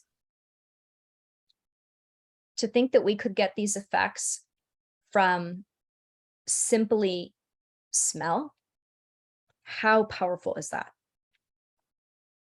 We also see that it can help with genetic expression, specifically a lot of the way that inflammatory cytokines are printed out. In the brain, we saw it reduce histopathological injury and oxidative damage. It also preserved the integrity of the blood-brain barrier. I mean, what doesn't it do? And mind you, again, there's pages and pages more that I could publish on it, or I could put in the PowerPoint. But the takeaway here is that, for the spinal column and for oxidative damage, apoptosis, regulating genetic expression as it pertains to all these, neuroglial types of actions that we talked about, vanilla is amazing. I would say you can actually use it not just aromatherapy wise, but this is something that you could very easily work into, bases with beverages. You can make, other various types of things to consume. You can put it in the veggie capsules if you just want to, be done with it. And you can work this into topical for transdermal types of applications. I, upon finding this information, actually believe that to apply this down the entire spinal column with respective carrier oil, maybe in this case, the combination of smell probably won't be great, but it would, I think, be a very effective combination is to do black seed oil, which has its own neuroglial protective qualities, and very, very, very great at helping the transport in and out of a lot of these cells. I think a mix between those two would be a great transdermal base. You could also, of course, use a carrot oil of your choice. Turmeric. I talked about this in the Beauty Without Botox segment where, let's say you want to do the juice diet and you don't have the time or the budget to pay $500-600 a month for juice delivery. I swear by juicing. Never do I feel better than if I'm doing that consistently. And it really is something I try at all costs to make sure I've got my turmeric or my ginger juice with me every day. Just a couple shots is all you need. But doing this with your own, whether you want to do orange juice, mango juice, I like a carotenoid of some sort, something orange, gooseberry juice, sometimes people put a little bit of coconut water and then just a little bit of these citrus types of juices. But to get yourself a base and, a couple drops of turmeric here, you're going to save yourself having to go through and juice all that turmeric, buying all that turmeric. Because sometimes for those of you who are very serious juicers getting very high quality products, you'll know that you're literally probably paying the same amount to do all that work yourself than if you did subscribe to a service. I have a Rolls Royce of juicers and I haven't used it in like 3 years. I subscribe to a service because I am too busy. And I have acknowledged that rather than make my juice myself, I buy it. However, if you're able to just simply do those couple steps that I said, you can make a big batch, a couple of drops of the turmeric oil, a couple drops of the ginger for a much larger scale production. You know, you've saved a lot of money and you've saved a lot of time and a lot of cleanup. Turmeric is amazing as an immunomodulator. It is one of my top favorite things to prevent or keep autoimmune disease and or immune system deviance in place. I believe it is amazing for protecting our genetics. If you really look at, you know, cancer rates in areas that the diet heavily consumes a lot of turmeric, you will see a big difference from that in Western diets who find this to be something that they don't enjoy. I like pungent flavors. I like turmeric. And this is an amazing one if you're looking to kind of prevent abnormal immune activation. So when we want microglia not to have a chip on their shoulder and be in a bad mood, this is great. And it's not just great for the microglia or the nervous system health, but it's great in general, especially all you issue in the tissue types. Ones that have the, you know, ANA labs that have come back as abnormal, those of you who might have lupus or you might have psoriasis, Lynch planus, all of this, a lot of you will also benefit from turmeric. Okay, so lemongrass, here's a secret, another secret superhero. Mind you, again, everybody, I don't just pull some random research about like, you know, some little university in like Bangladesh that decided to like do a study with $100. I pull from the top. This is Johns Hopkins University. They have discovered a compound called farnesyl that exists in a lot of our grass family, and lemongrass included. Actually also includes vetiver and a few more, which I'll show you here in just a moment. So they have found that this particular compound allows neurons to make more dopamine, which the brain will use to send messages, which control movement. So this in particular has been targeted at Parkinson's because of this. And a shortage of this, as we know, will produce those hallmark symptoms, right? With the stiffness and the slowness, the tremors, the confusion, the cognitive decline, all of that. So this compound didn't just show that it could, you know, impact the situation like, oh, we, you know, saw that this was 7% better. Mind you, even 7% in science is like, you know, relevant. It didn't even show that it would help like, you know, by half. It showed that it could reverse it. Johns Hopkins University, people. Okay. I think Fauci approves of them. This is exciting. And to think again that this is something that is at your hands, it's at your disposal. They're going to try and put a patent on it. They're going to change one thing. And when they change one thing, guess what? It's going to work kind of good, but not good enough to where you know, actually get cured from it, which is another thing. Did you know that pharmaceuticals, they want something that performs well enough that you know you should buy it because it does do something, but they also don't want it to work so well that you just don't need it anymore either, right? So they're going to have to corrupt that, and they're going to have to create some changes to it so that they can sell it to you. But what are they playing with to get these results as they stand right now? They're playing with the real deal. Our experiments showed that farnesyl both significantly prevented the loss of dopamine neurons and reversed behavioral deficits in mice, indicating its promise as a potential drug, of course, for the treatment of Parkinson's. Johns Hopkins University. Chamomile is also in this family. And so I've listed that one as well, because chamomile also has some very sleep promoting and restorative and reparative functions within the nervous system, which you probably are all familiar with. It's also very great for the enteric nervous system, which is the nervous system for the bowel. And we've talked about how the gut mimics the brain here. You know, if there is a threat that is detected within the gut, it will definitely tell the brain. That vagus nerve is going to get lit up and it's going to say, brain, all right, little astrocytes, all right, little microglia, this is what the gut has told me. And I talked to my friends down there and they said this. And then they say, oh, okay, well, if we see those kind of guys around here, we'll be sure that we create a big ruckus because we already know that they are up to no good. Did you know too, by the way, that the scientist actually passed away because I believe his research probably led to the contamination that potentially allowed for this to happen. But there was a pathologist who took a lot of interest in the gut-brain connection with neurodegenerative diseases. And he found that in 100% of Alzheimer's brains, what he could find in the gut, he could find in the brain. That blood-brain barrier that we talked about is supposed to keep stuff out, not let it go into the actual bloodstream that affects the brain and bathes the brain. Blood is information, blood is life, right? That from the gut passing into an area that it really shouldn't be allowed to go because of a lot of the factors that we've talked about. So the gut matters too. The gut absolutely matters too.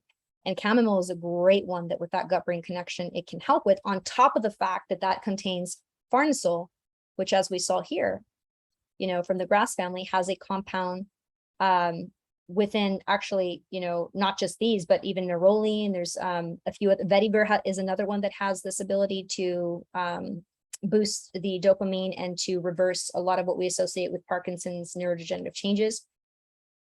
But you can see that these have their own respective qualities outside of that. Lemongrass is really great for any type of candida issues.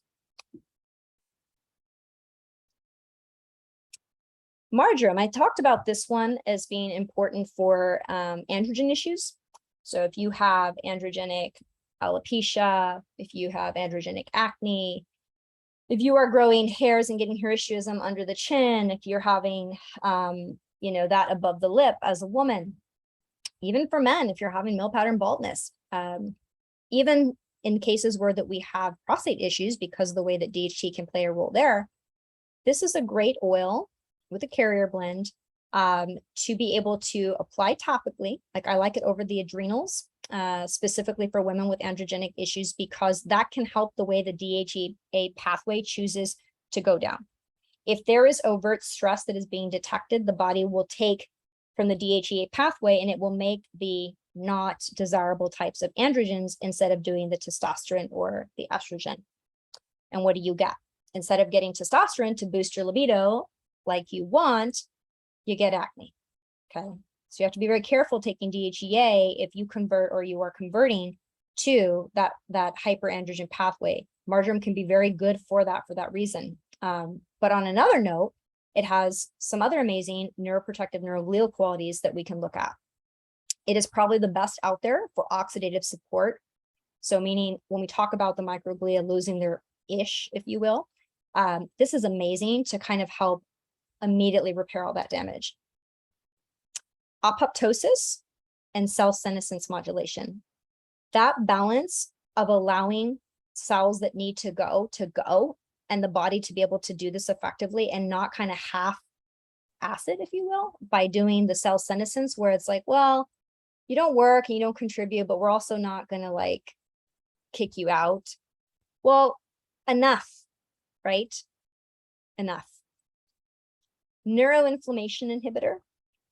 Everybody at this stage, I think, understands inflammation in the brain here on a chronic level would not be a good thing. We've also seen that this directly has some memory enhancing effects on Alzheimer's. In particular, it really helps with that amyloid beta plaque. And we don't look at that as a problem in and of itself. It's mostly the microglia creating these inflammatory processes that, remember, microglia act like macrophages. So what they're doing is they dissolve things. They don't do antibody work, adaptive work. They do that primary macrophage, like a dissolving, if you will. So if they're doing that, and this is happening to be around other cells in the brain that we want, it's kind of like if I throw acid on something that I intend to throw it on, but like you're also standing there and some goes on you, are you not going to be affected by it, even though I didn't mean to get you? So when we actually see that plaque in the brain, it's these denatured proteins that we saw, where that they're unfolding, and we've just got the ooey gooey tingly stuff. There's no more form. Think of it as like what we think of as a worm to look like, right? And many people, they don't realize they have parasites because they are expecting this full-blown worm to come out with a membrane and everything. By the time it's come through your digestive tract, that membrane, that covering, whether it's a brown or a white skin, is probably gone. And all you have is what looks like that jelly, that constructed protein, that denatured protein. It has lost the third dimensional intact shape with the membrane and everything. It's just this jelly. Now it looks like a sticky hand from the 90s. And that is what can happen to the cells in your brain. Marjoram is actually great at helping to combat this all. Again, I'm not just pulling this out of nowhere. These are things that have been published in studies. Northern Escape. So this is a blend that I was really excited to see because it has so many different things that it has that I was actually originally pulling individual oils for. And I thought, well, I want to be able to put something together that's attainable, or at least, not have a billion different oils needed here. But Northern Escape was able to have a bunch of those combined. So this particular blend is going to feature black spruce, Siberian fir, balsam fir, lavandin, which is a little bit different than lavender because it's a hybrid, but actually it has its own potencies that it can outcompete with lavender. And of course, lavender has some things that it does that are great too. We see, and lavender itself is in the adaptive blend, which I will also feature here. So you've actually got both working for you. Cedarwood, cypress, frankincense, kanaga, and clove, and nutka, hinoki. So it's got a good amount of everything. Frankincense is another one that's really great for immune modulation. It's really great for helping with inflammation.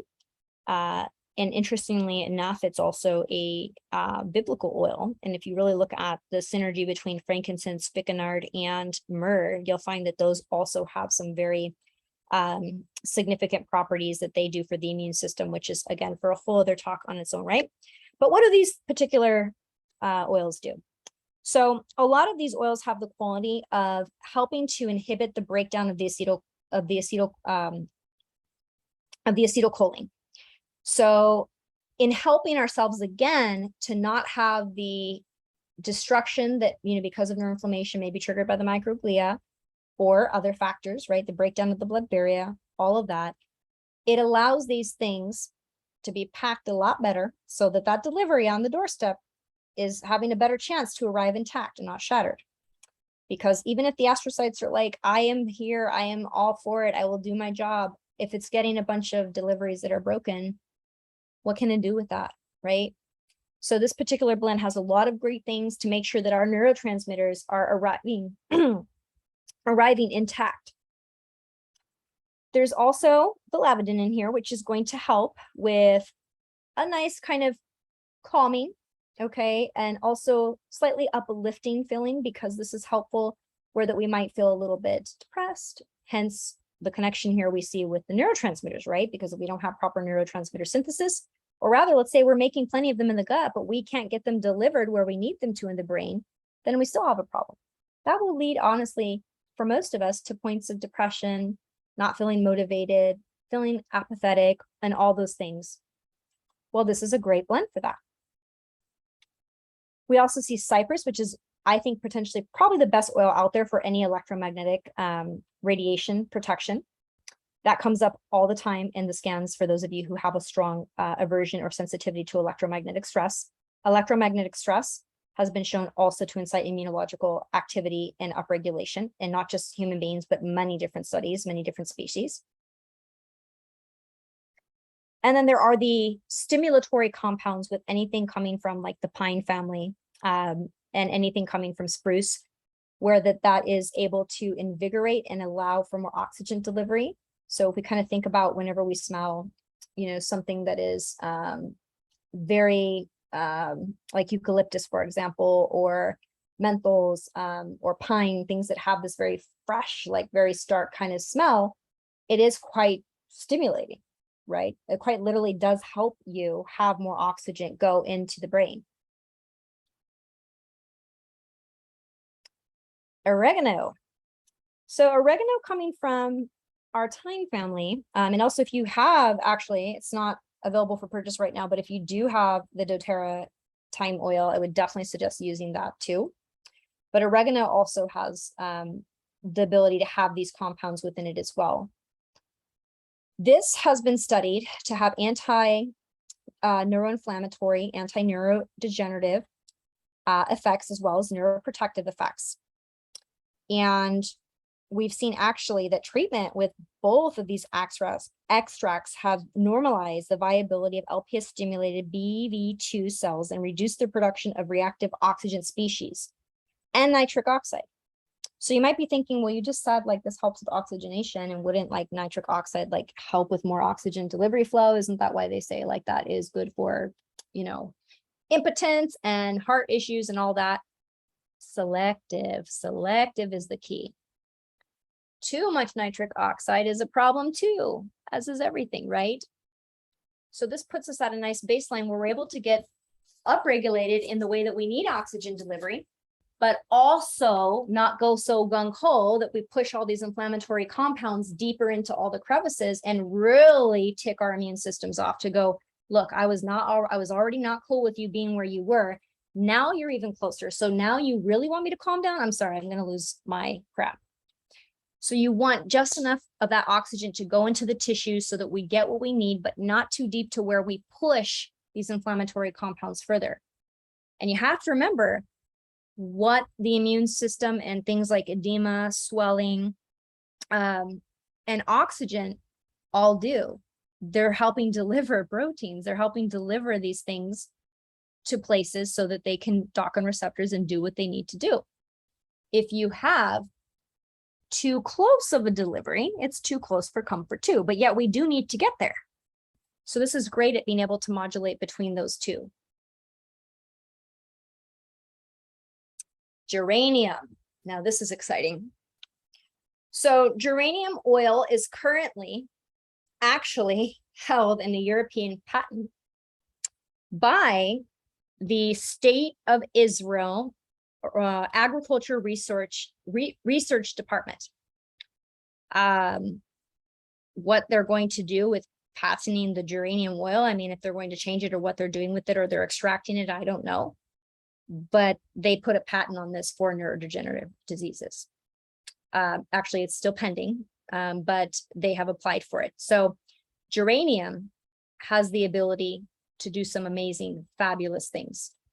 They have seen that it has had the ability to help with the rewiring and the neuroplastic functions. So mind you, all the things we're talking about today, they have different ways that they can help, right? Of course, you can hedge your bets and just say, I'm going to rotate these, you know, and make sure that I'm using them constantly in my home, whether through aromatherapy or applying them topically where that they apply. Or you can maybe think about using the oils that you have already, or you can use the oils that speak to you as far as the stuff that we've talked about today, the things that might be on your mind the most, what you want to target with those oils. But geranium specific kind of superpower, if you will, is the ability to help with the way that the rebooting and the rewiring process happens. And that's everything. You can stop the bleeding, if you will, in most conditions. But if you don't hit the repair mechanism, and if you can't go back to 0 point that you were before, then you have never recovered from disease, have you? It's one thing to stop crisis mode. It's another thing to create the curative mode. So to stop the inflammatory process and to stop all that's going wrong is not enough. You've got to go back and repair. You have to lay back down a new template. And in fact, that's what, you know, MCN or the microcurrent neurofeedback does with what we have at House of Hertz, is that quite literally helps to take out the static and those competing messages, right? We talked about how when we don't have proper myelination, we don't have that insulation, and different electric fields can get mixed up with different electric fields. There's not a barrier, and we start getting chaos. You get static. Anybody ever literally heard what too many electrical lines together sound like? You actually literally hear them, okay? That can be going on in your body, in your nervous system. And that can be detracting from signals getting sent the way that they should. That creates chaos. And a lot of neurofeedback is aimed at helping to just blast the signal that we want to hear louder so we could hear it. But what happens when you do that? You're going to blast the static. And so you're going to hear louder what you want to hear, but you're also going to hear, you're going to hear all the static as well. That's generally not super effective. What microcurrent neurofeedback is doing is helping to target the static. Think of it as how we have the like cures like, if you will, where that we can have resonant frequency. We send in these very little subtle delta waves that help kind of dissipate the static, target the static, and silence the static, kind of white noise out them, if you will, so that those other rhythms can just be heard, and the messages that they need to deliver to the nervous system can just do what they need to do and not have all that static come in and create a bunch of chaos. Well, geranium is just naturally great for that. I'd probably say this is the best oil that you can use alongside microcurrent neurofeedback. I would recommend not only using this with, aromatherapy, but to actually put this on specific points as well. You can trace this, down the back of the neck. You can trace this down the vagus nerve. You can put this on, certain points of the face as well. And then finally, we have adaptive. This is a blend I love. As I've talked about before, I have a lot of energy. My mind is always going.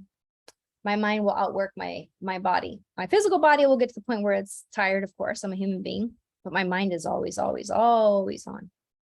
So I'd like two things. I like my Gaia HPA supplement, which is basically a mix of adaptogens that has, both kind of invigorating, but also restorative types of adaptogens. So it's not just overtly stimulating, but it's not just like, knock you out sleep. It's a balance of both, and I love it. I've been taking that, I think, 20 years. In fact, I looked on Amazon, and before that I had practitioner accounts, and, we obviously ordered at the clinic and all that. Now, I think I had like 85 purchases on Amazon or something. I mean, I've been literally taking this forever, and I credit it for everything from the aesthetics and no wrinkles and looking young to feeling that way, and the resiliency that I have, the internal work I do. And there's an adaptive supplement you can take here as well. But the oil I like, because the oil has kind of that outside in, right? And we talked about how you can use aromatherapy. So you can literally diffuse this if you'd like in your environment, or you can just simply smell it. You can put it on some pulse points so that you kind of emanate that fragrance.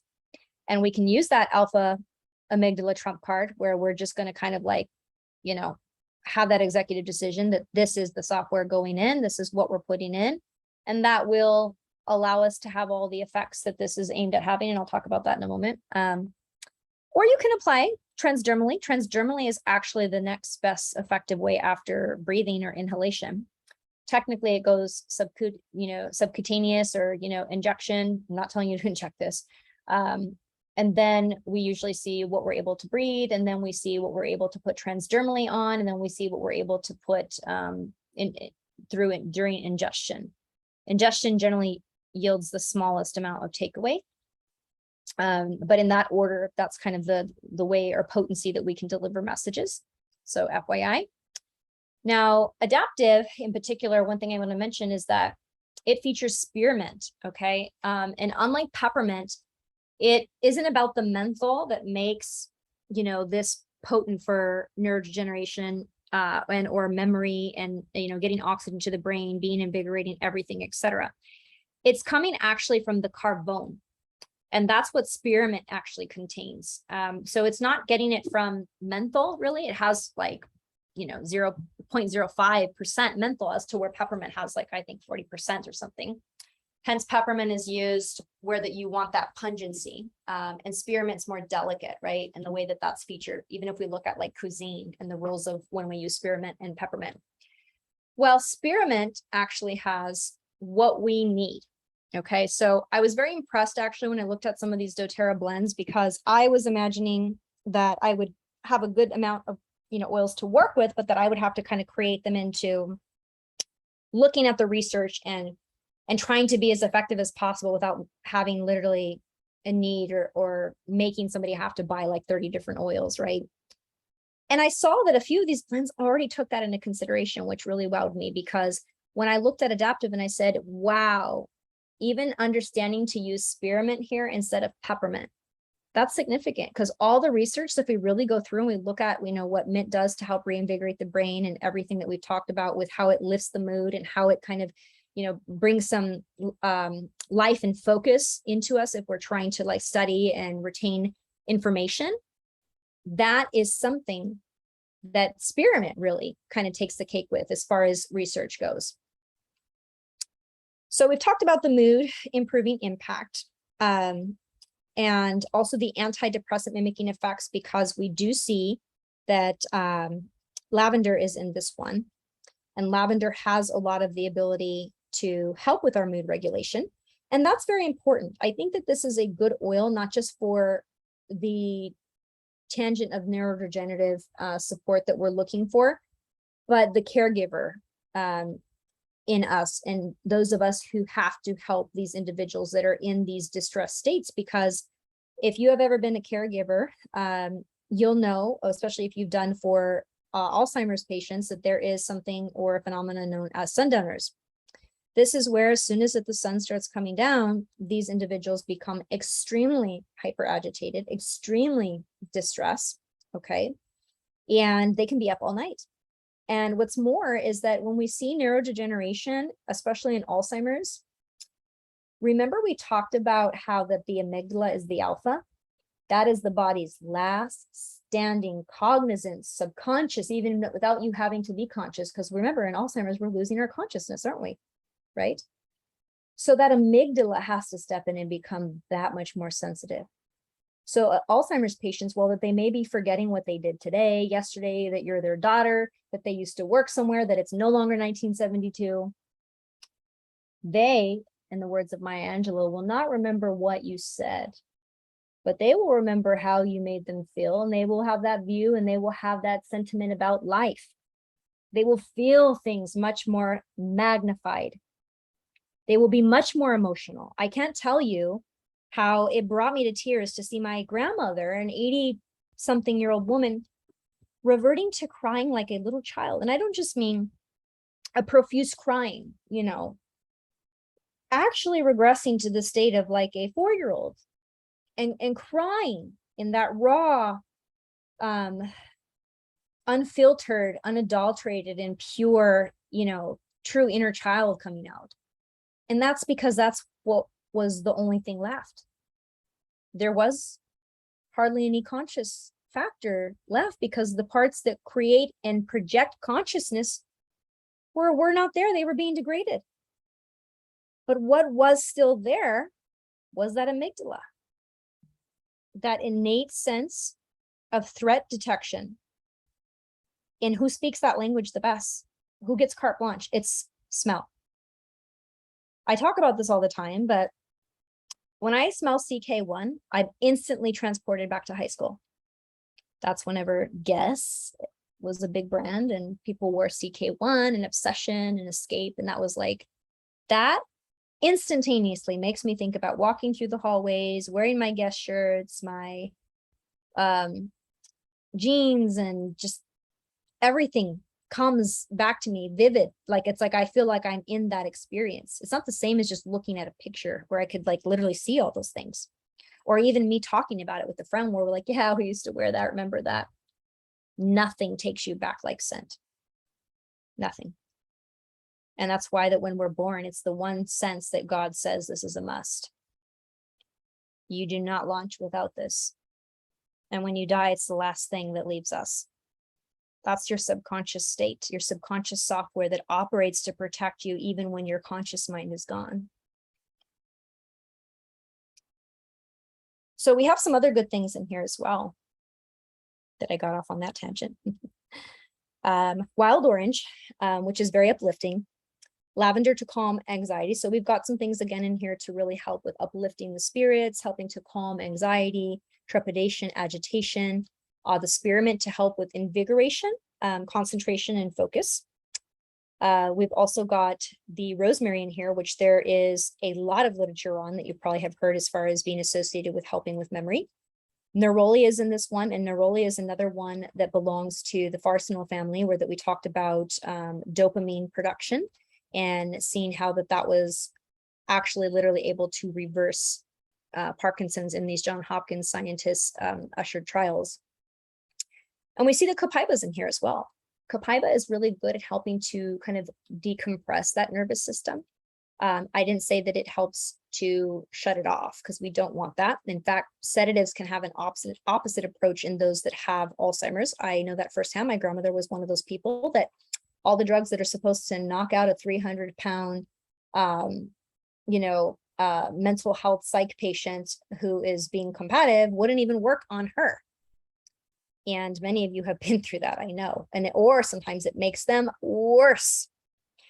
Because if your brain is quite literally having a problem where things are being shut off, and as a result, there's inflammation and there's these problems, and that creates this cycle or syndrome of symptoms that we experience. And then we go put in a drug that says, yeah, we're going to shut off more of this. The immune system is going to look at us and say, are you freaking kidding me right now? And it's going to lose its ish.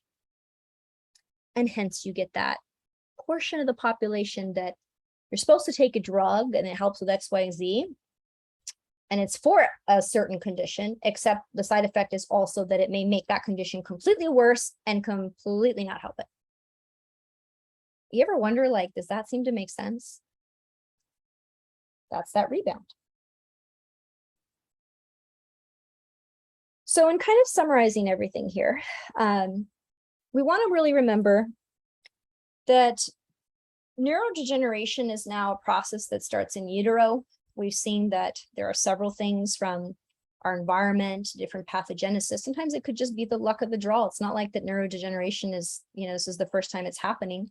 We've had since before pesticides, and the modern world and the modern era see, children born with abnormalities and have developmental delays. And so there's always been that potential for that. It's just what we're seeing now is so much more magnified because of the level of presentation, because of the things that we are interjecting into the mix as well. And the way that we are now adapting to all of that is where this problem takes its own spin, okay? We have mechanisms that are built in the body to protect us from that. And they are now not keeping up either. Why is that? That is because a lot of these mechanisms themselves are targeted in this process. The very mechanisms that would protect and help with this, like the myelin sheath, like the ability to have proper cell senescence or apoptosis to control what cell gets to replicate and for how long and when it's time to say goodbye. These are the things that would normally protect us and help us. They're not foolproof. Sickness has been around since the beginning of time, but sickness like we're seeing now, come on, people. It's not normal. They're telling you it's normal. It's not. There's things we can do. I did not go into a lot of other things because, again, that would be hours and hours and hours and hours of lecture, which I'm happy to do. But the most primordial thing we can do is to say what language generally kind of gets this process going. I talked about subcutaneous, so anything injected. Well, what kind of things getting injected did we talk about today that might be somewhat important to consider here? Let's cast that aside. We talked about scent of smell, right? So the alpha of the amygdala and it having that red button access to issue in action in the body to be taken by the nervous system without the consent of any other party. If that is getting bad software via pesticides, the chemicals that are sprayed in, you may live in a perfect area, eat all organic and do everything right. But guess what? Maybe you live on a golf course. What do you think they're spraying there? You want to walk your dog to go to the park. What do you think they're spraying there? You want to go eat in an all organic restaurant. Great, good for you. But what do you think the health department wants them to spray there? You're not going to escape that. So the same way with the EMF situation, it's not about, let me try to block this. When we try to block stuff, we end up with problems. My hypotheses for my histamine receptor syndrome that I have used to help people get better now, it's that histamine is not 100% nefarious. If you block it, you have some relief in some areas and you start creating others, right? Histamine is useful for having stomach acid. You want to block it with histamine blockers and wonder why you have a digestive problem later? You don't want to do one thing and create another problem. Blocking is not the answer. You want a balance. So what you need is you need an opposing instruction code. You don't want EMF blockers, you need a somavedic, orally the quantum. You want something, the Ayashi pendant. You want something that bioharmonizes, that creates an opposing instruction code to your field to say, hey, that's not the only opinion here. Hear me out too. The same thing here with scent. If you are surrounding yourself with conscious intention to put good information in through this alpha amygdala pathway, if you will, you've at least got 1-to-1 for every type of exposure. You're at least going neck and neck. But if you don't do anything, the only information, the only side of the story, the only history that amygdala and eventually that CNS will know is what the history is that the government is deciding to write for you. Big Ag is deciding to write for you. Pharmaceutical companies are deciding to write for you. DuPont, Monsanto, Bayer. I don't know if you've looked at their track record, but I probably would not put all my eggs in that basket, guys. If you've got oils, put them on in the diffuser. I personally like a nebulizing diffuser. You don't even have to get water. And I like it that way because it's less messy, no bubbling, no spilling, no dumping, for goodness sakes. And it's the pure oil. And it is so potent, it will fill up the space very profusely with whatever blends that you would like to use, or just a single oil. I have one that I posted yesterday on my stories.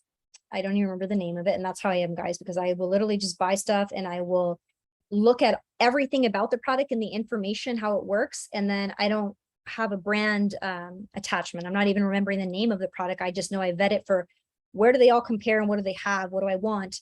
And then I'll buy that. And then I have to go back and think, what was the name of this product that I bought? So whatever it was, organic aromas or something. I love it. And while you're reading, while you're cleaning the kitchen, while you're sitting watching a show, while you're doing consults, if you're a practitioner, have this on. It's easy. You know how long these bottles will last you? It is counter information for a counterfeit instruction code to begin with. Hopefully that has helped to elucidate the importance of scent and why aromatherapy really isn't something we should underrate. Not to mention the flexibility of oils. We can anoint them on ourselves. We can use them in our cooking. We can use them in terms of being edible, such as what I've suggested with putting some of these into juices, if you will, because that one drop is going to be enough. You don't have to put a ton, right? That one drop equals like probably pounds and pounds of turmeric, if not more. And you've actually taken the volatiles, which are the parts that do the work, and you've done the cliff notes of that, if you will, right?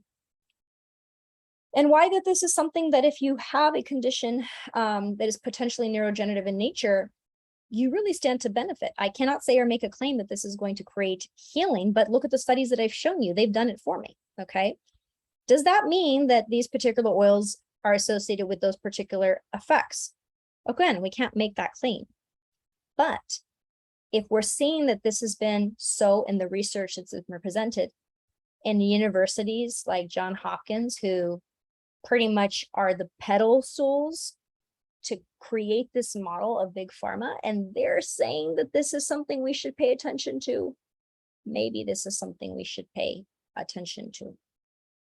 And it just so happens to be kind of a pleasant experience while we do it. So those of you who are having neurodegenerative conditions, those of you who are caregivers for those with neurodegenerative conditions, all these oils that I spoke about are available in a kit. It is, I think, $280 something. But if you can't swing that, if you have some of these oils already, use them. If you have a couple oils that spoke to you today based on some of the evidence that I presented, we can do something for you custom. Just reach out to me or reach out to Root Cause Clinic. Really quickly, for those of you who may be new here, we do have a LRP program. So if you continue to stay on the Root Cause Clinic LRP rewards program after 3 months, you actually have a portal of education that will open up. And there's a bunch of other things like what I just went through today, lectures where we go through whatever subject it may be. And we bring and we present evidence from a very different perspective. We don't just say, you know, things that you hear all over Instagram that, albeit it's good to know, it's like you've probably heard that on 50 accounts. I look for literature that nobody's talking about. I read the entire studies. I put and I string together the dots from a unique lens. And that I think can help some of you outlier cases to make some connections that others aren't making for you. So there's a lot of good information in that portal that you have. You can do some Netflix style binge watching. I'm also beginning a new series where I'm going to cover each and every one of these oils. So for example, what I've talked about here with adaptive, there will be a PowerPoint just on that, you know, talking about it from maybe an endocrine perspective, a mental health perspective, the neurodegenerative perspective, how you can use that. And we have very outside the box uses. You know, I'm sure you've seen marjoram used as like a antimicrobial. Everybody talks about that. Did anybody tell you about the anti-androgenic effects that it has and how you can use that? That's kind of stuff we talk about there. If you are on the LRP for 6 months, you actually get a free test kit. So that is a free $400 test kit to test with Root Cause Clinic, and the doTERRA oils are actually integrated into that on our emotional scan. In fact, I mean, they are in a couple scans, but they come up a lot in the emotional scan, and we talk about emotions and the phytochemistry and the physics qualities of oils in the LRP education portal as well, if you want to go down and learn all how we look at oils that's completely different from how everybody else does. They're essentially consciousness softwares. Just like you have the chemistry that is associated with them, there's the frequency associated with them as well. And that also matters. We take that in consideration. We screen you for both of those. So those come up in your scan, and they can really help take the guesswork out of like, wow, okay, I've got a billion oils, but which ones really should I be trying to start using first? We can literally scan you for that. We can come up and see which oils might just be better in the diffuser, which ones might be something you could, if potentially internally supplement with or transdermally supplement with, use them that way as well. And finally, if you are on the LRP for a year, you have another second test kit. So for every 6 months you're on LRP, then you're able to have another test kit, which is another $400 test kit. If you have this kit today, there's also the Meridian Clearing Collection, which is going to be a set of rollers that has the top of the line. I mean, we've got everything from like Melissa to frankincense to helichrysum. I mean, rose, the top oils. And these are basically going to be suited and selected for the meridian system. So from both the physics or energy portion, as well as the biochemical portion. So you can also, if you don't feel like tracing an actual meridian with the roller, then you can just rub this over the liver, for example. I've actually tested this myself with my own hormone metabolites, and I've seen that that's been able to impact my estrogen clearance. So whenever you have a cocktail in Vegas and you're like, you know, that's going to, you know, catch up with you a little bit. I've measured what that looks like with and without the roller collection, and it is significantly better. I mean, by like half as far as the metabolism of what I'm able to clear with estrogen. That's just the liver gallbladder meridian roller. Many people have loved the experience so far, and it comes with also some education as far as the meridian system. There's some cards that get mailed out as far as how to use it. And I have a PowerPoint in the LRP members teachable section as well. So if you add all that value up, it's, you know, $200 for the Meridian Clearing Collection approximately is what that goes for when we sell that. The 2 test kits are $400 each. So that's $800 plus 2, that's $1,000. And then the education, which is access only to this, then whatever oils that you would plan to buy for the year anyways are basically allowing you to get all of these perks for free, and education on how to use them in ways that, you know, maybe aren't being considered with other viewpoints or other individuals who are eager in using essential oils, but perhaps maybe not as complete as in their examination of them. So with that said, I'm going to look through some of the comments here and get to answering some of those. All right.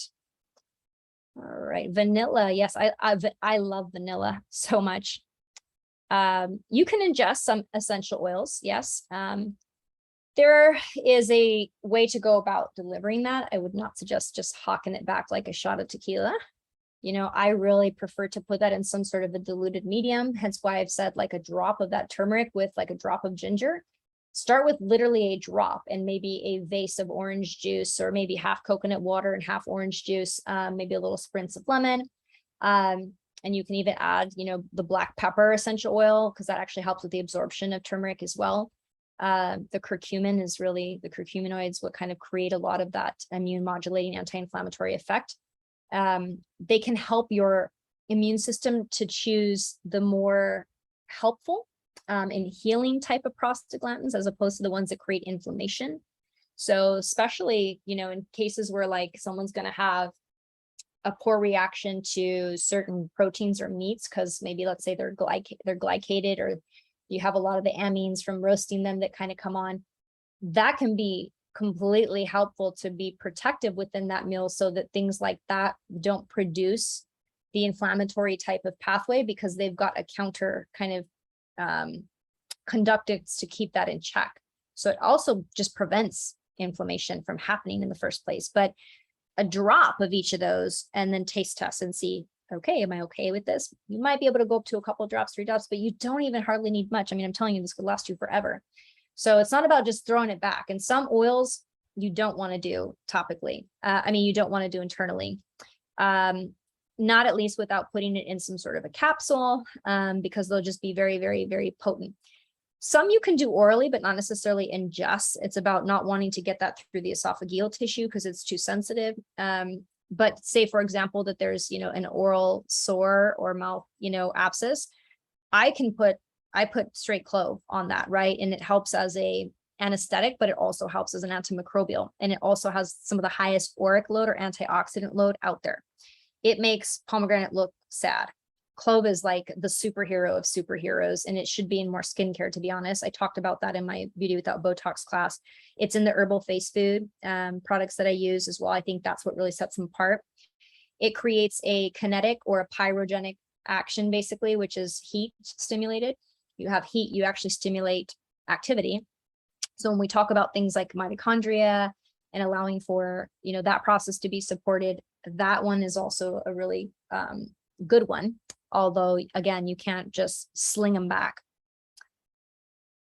Let's see. And Deanna has made a point. You want to make sure that these are high quality oils. I would not go to Target and pick the ones that they have. All of them can be diffused, absolutely. Where can we learn about the points if we want to apply it to skin? That part is a little bio-individual. If you've done an RCC scan, I'd be happy to look at your scans and let you know where that you can apply those. Or if you're coming in for MCN, depending what kind of complaints that you're reporting to our nurses, et cetera, we might have some particular points that we have. Pulse points, you can never go wrong with that. The back of the nape of the neck, you can never go wrong with that. Also, I like to recommend tracing the side of the neck where that you will have the vagus nerve running down. That's also usually a good bet to do. Up the spinal column can be a good one. And or looking at the governing meridian and conception vessel meridian. So basically it's kind of like starting from the forehead and going all the way back down the spine up until like almost the rectum, and then going from basically there frontwards, drawing a straight line all the way up until basically the under the nose. That's also very powerful because that supplies a lot of delivery messaging to the other meridians. The bladder meridian, believe it or not, even though we're talking things neurodegenerative, the bladder meridian intersects with all other meridians of the body as well. And it's involved in a lot of back complaints because it will run right up through that spinal column. A lot of issues that people have with chronic back pain is really stagnant bladder meridian energy. And so using some of these oils can be great for that. Also, the kidney bladder meridian roller from Root Cause Clinic was literally designed for that. I had somebody write me, maybe you're in here right now, I don't know, but somebody wrote me on Instagram saying like that helped with their sciatic pain, like 9 out of the 10 times that they would have it, they don't have it now. Just moving the energy. And I have a post on my feed that shows literally with actual imaging where that we can see the meridian lines coming up and how you can see a big stagnation of that in the back, you know, where that particular person was actually reporting pain. That was not the patient that I mentioned, but just another case. And that person, by addressing that particular meridian flow, actually was able to get rid of their pain. So another image to look at there. And then let's see if I've answered everything else. I think you will see sundowners in the hospital. Oh yeah, Nicholas, I bet you deal with that all the time. They get so confused. It's literally just this striking of terror in them. And it's so sad to watch. And as a caregiver, it is the absolute moment of like surrender, get on your knees and cry, because to not sleep day after day after day, what happens is then these patients want to sleep during the day. And what does the caregiver have to do? They're generally trying to do things during the day that they can't do when they're having to caregive, right? So it's kind of like almost when you are having a baby, they say sleep when the baby sleeps, because otherwise you're not going to get any sleep. But then how do you get things done to prepare to be a caregiver, to take care of these people, if you don't have some sort of time to be able to do that? Because it is literally a 24/7 job. You have to make sure that you have locks on the house, that the gas is not on. I mean, when I was taking care of my grandmother, it was on lockdown. People who came to visit me probably thought I was abusing my grandmother, because they didn't understand that if I had the gas on and if I didn't have an induction stove that I would lock in the garage with the lock that I'd hide in my room, that she may start a fire. She actually did. My house almost burnt down, and my dog at that time, Bonita, alerted me to the fire, showed me the fire, brought me to the fire so I could get the fire extinguisher to put it out in time. Fire department had actually said 30 seconds more, the house would have been, there would be no going back. You may have them wander and escape the house. Okay. They may go outside and fall. You really don't have, there's just not even a list of what I could cover as far as all the trouble and things that they can get themselves into. Okay. So that's a very big problem with caregivers, is the sundowners. And it's the number one reason why Alzheimer's patients end up going into nursing homes, is because of the lack of sleep of caregivers, especially when caregivers are, midlife, or that they've got kids and they've got aging parents and they've got to work and career and maintain a house. How the hell do we do it all? We can't. There used to be a community to help us with our elders, and now we just outsource them to nursing homes. How sad is that, that we say when somebody comes to a certain age, they don't have value anymore? How sad and how wrong. It's the same kind of culture that says, let's throw out these old medical books from the 1920s, because what did they know? Maybe they knew a lot more without that censorship than we did. Can you please touch on a topic of what oil can be helpful in a case when someone has a reduced sense of smell, almost no smell? Yes, so I would look for the very pungent ones that have like eugenol, like clove. I'd look at eucalyptus. I'd look at the Northern Escape blend with all of the different firs and pines, first of all, because those are just very overt. But I would get a frequency tincture from Root Cause Clinic. We have one for loss of smell. It is part of the post-viral, or AKA like the COVID or the long hauler scan that we can run, and we can have a specific frequency for that. We have had people who have had lost their sense of smell for like a year, including people who even had worked for us. And that brought their smell back. And I think in some of them, like within a couple of days, I know Deanna herself had actually used that when she had COVID and brought her smell back. So that is something that I would recommend to do with both of those course of actions in mind. Also, things for the mucosa. So you can look at myrrh. I would actually line with, you can take the myrrh roller, as far as the one that has the fractionated coconut oil, so it's not just, pure. And you can literally draw and line the nose with that. And then you can either use your, fingers, or you can use a Q-tip, but kind of press that into the nasal epithelium there, because those are literally the cells that are going to instantaneously have this almost entanglement with your amygdala to deliver this message. And what that does is that protects that epithelial tissue, so that we protect essentially almost like what's your blood-brain barrier down that pathway through the olfactory pathway. We strengthen that, because what myrrh's quality is it strengthens the barrier, the epithelial barrier, but it strengthens the immune system and the secretory system of the immune system for the epithelial tissues, so that we have a strong defense and nothing can pierce through.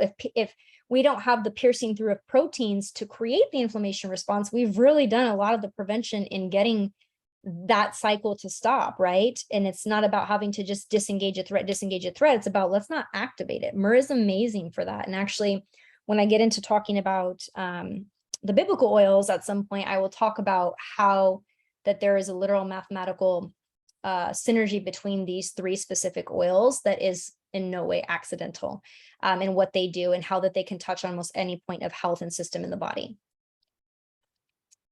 And then let's see what else we have. My cursor is acting a little weird here, guys. Trying to.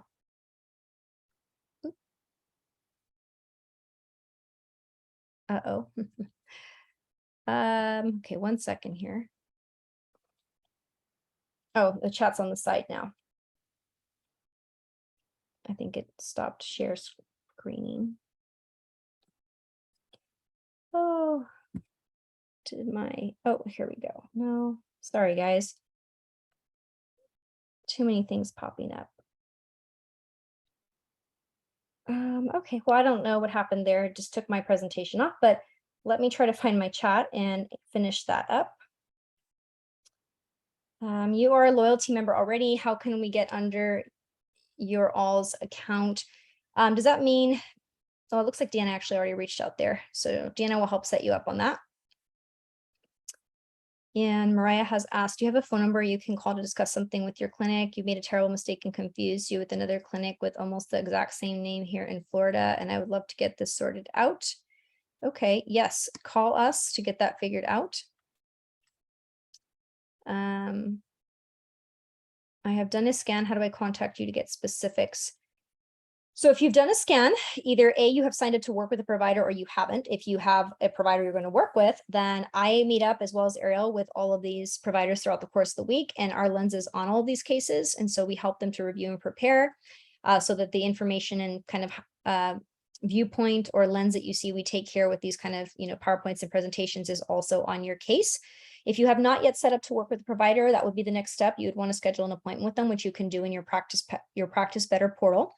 So the same place that you found your results is where you want to go, and you should be able to schedule an appointment. You can pick which provider you'd like, and you can pick whatever time frame that they have available that also works for you in your calendar. They will actually create a protocol for you at that point. If you didn't already have one generated, if you did just a single test kit, and at that point you will have that mailed to your house if you choose to purchase, and you can begin the protocol. Do you know why months and months of doing microcurrent would help during treatment, but as soon as it's discontinued, all the same issues come back? Yes, so microcurrent neurofeedback is going to help with removing the static, which is that kind of pesky little interference, right? And also helping with some neuroplastic functions, basically helping us to reboot the brain. And it's not the same as quite rewiring, because we're not just doing a whole new do-over. We're actually asking the brain to do it back over the way that it originally did it, which is different than just trying to download another software that is like a substitute for the original. We're trying to go back to the original. So it's /reboot/rewiring. Now this can work great, but if you still keep subjecting yourself to the static or whatever it is that incited all of this, you are pouring milk into a glass pitcher with a hole. You are not going to stop that until that you stop what's provoking it. That's where the testing with root cause clinic can help, because we can do things with the microcurrent neurofeedback to really get you feeling good again. But like you said, if the minute that you stop, it goes back to how it was, it's because what the microcurrent is doing is like what I mentioned with the essential is you're putting the good software, the counter instruction. But as soon as that you stop, and if you still have the bad software or the bad instruction coming in, guess whose little voice is in the ear of your nervous system? And that's the message, and that's the software that's going to run. So it's very important to understand that you have to get down to the foundational factors or the root cause. We do that with frequency, which is going to be the step before chemistry. So you may have perfect labs and not feel perfect, but we're able to see, things that you won't be able to see on blood testing, because we're not looking at blood. We're not looking at the actual proteins there. We're looking at the physics which creates them. And one important thing to note, and I talked about this on the live the other day, is that, I was listening to Dr. Connealy in a lecture. She is the head of the New Cancer Center for New Medicine. It's a cancer center in Irvine, California. And she was actually saying that plenty of people come into her and see her with stage 4 cancer. And guess what? Their labs are completely normal. Completely normal, people.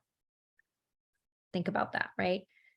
That's why they're using advanced imaging, and they use, nuclear, they use non-chemical. I mean, chemotherapy, you could say, is chemical, but they're using so many, frequency field types of formats to target cancer or to detect it. Because if you're waiting for the chemistry game, you're going to be too late.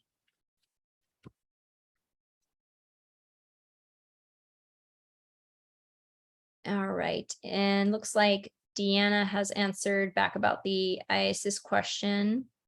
Oh, okay.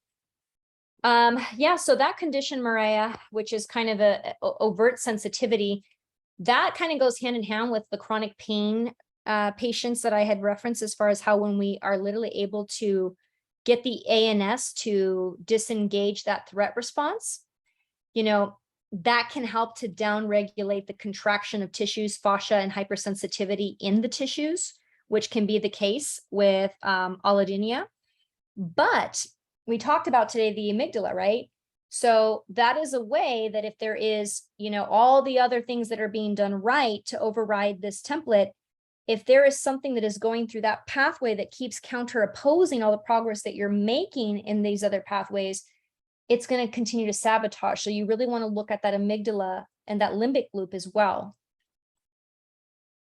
I would definitely recommend aromatherapy alongside doing the MCN. I think that will help with not just that thalamic loop that we talked about with the cortex, where it's like stand down or stand guard, but that instantaneously red button executive, let's go to war, and everything is going to follow my direction just because I say so, that the amygdala has.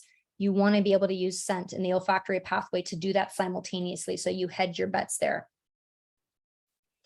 Nicolasa has said, some take more MCN sessions than others. Everyone is different, and some takes a little longer. Absolutely.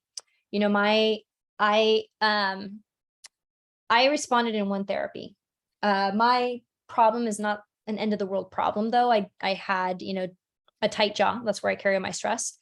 And that's both, emotional and physical. It's just where that I carry it, right? And one session was enough for me. And I have literally maintained my jaw since. I mean, it has a slight little bit of acting up here and there, but it's like pretty much consistently from 4 months from one therapy session, like 95, 98% better.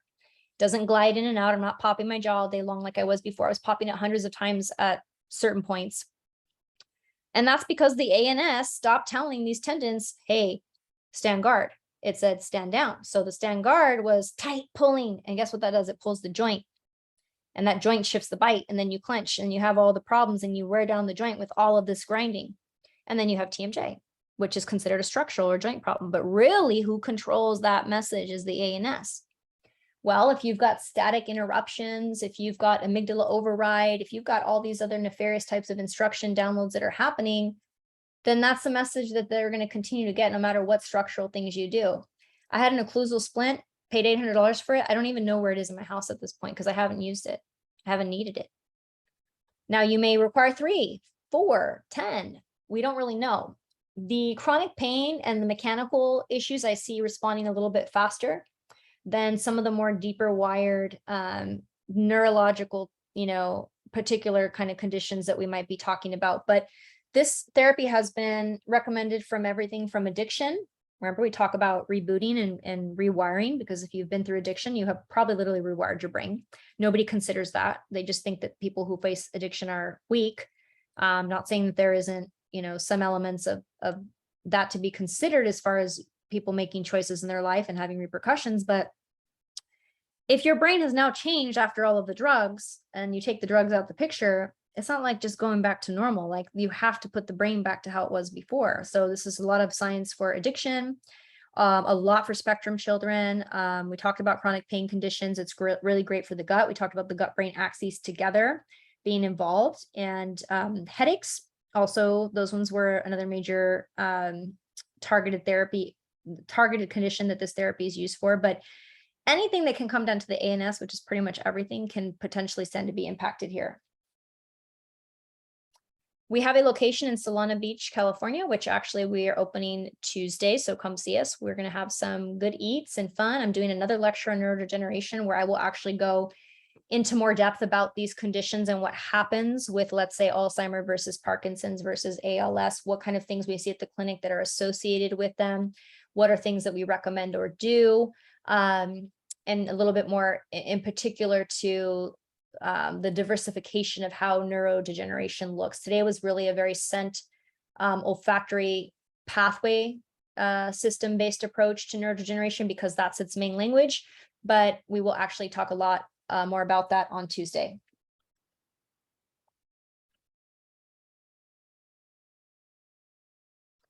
Nicolasa has said we need to do in-person sessions. I need to place EEG leads on to give that microcurrent.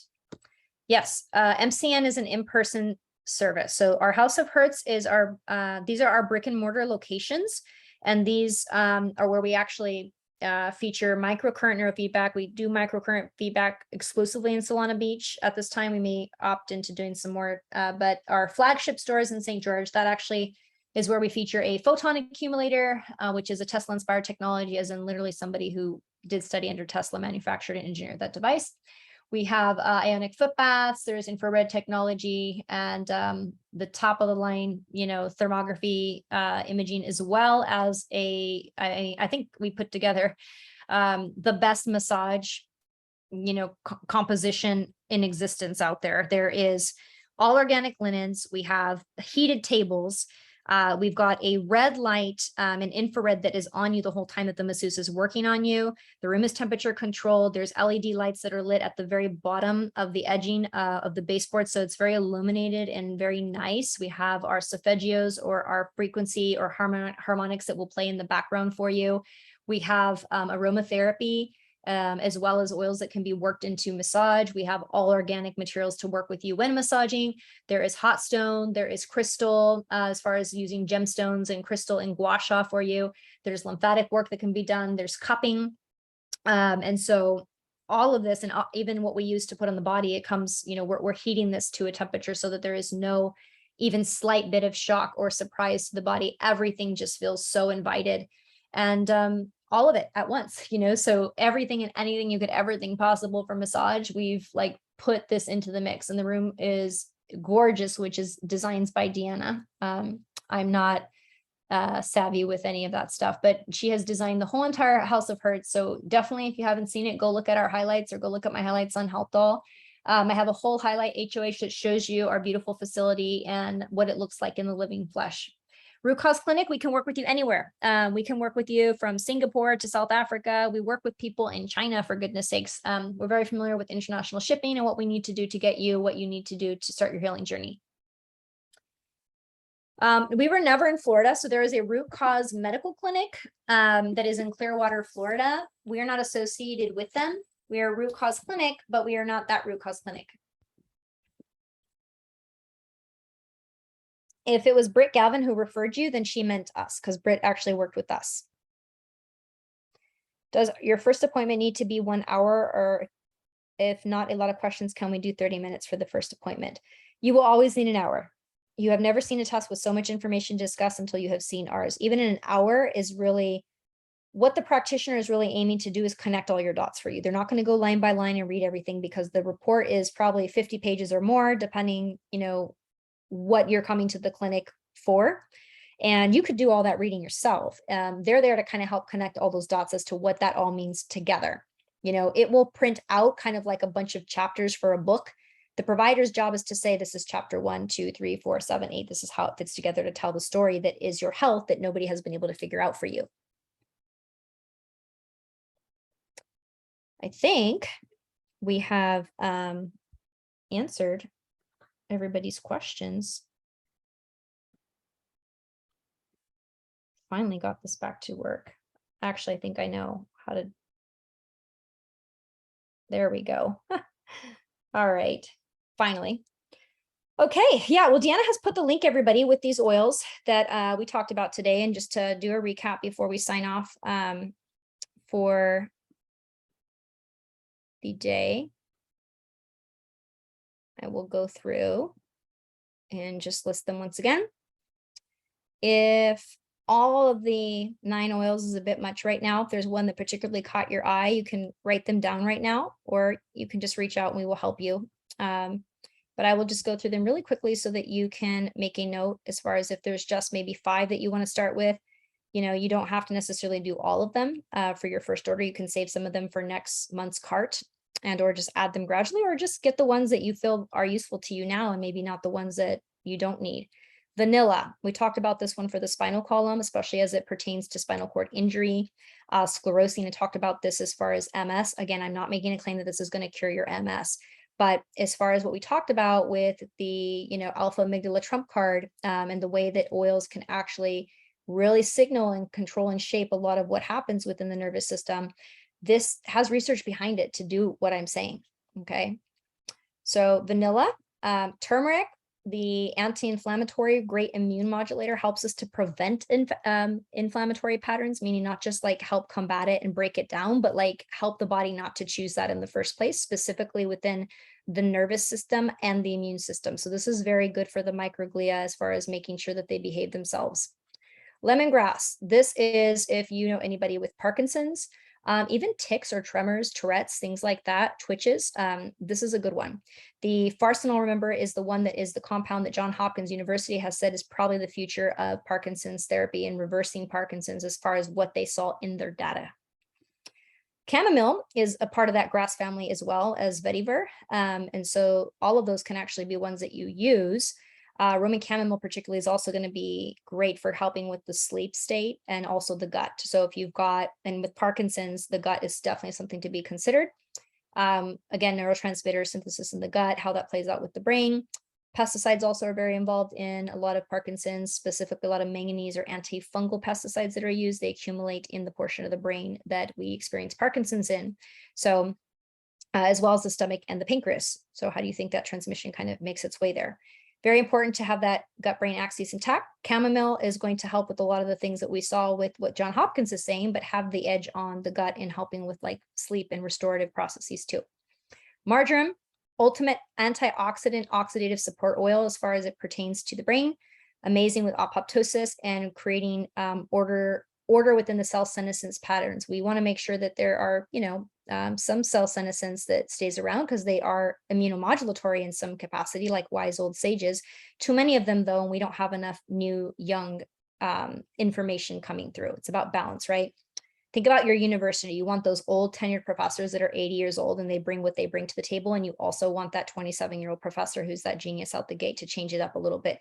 Both of those perspectives matters. That's exactly what marjoram is helping to have accomplished in your body, in the brain. And inflammation. Northern Escape. This one's really great for memory. Really great for helping to prevent the breakdown of acetylcholine, which is what you need as far as neurotransmission is concerned.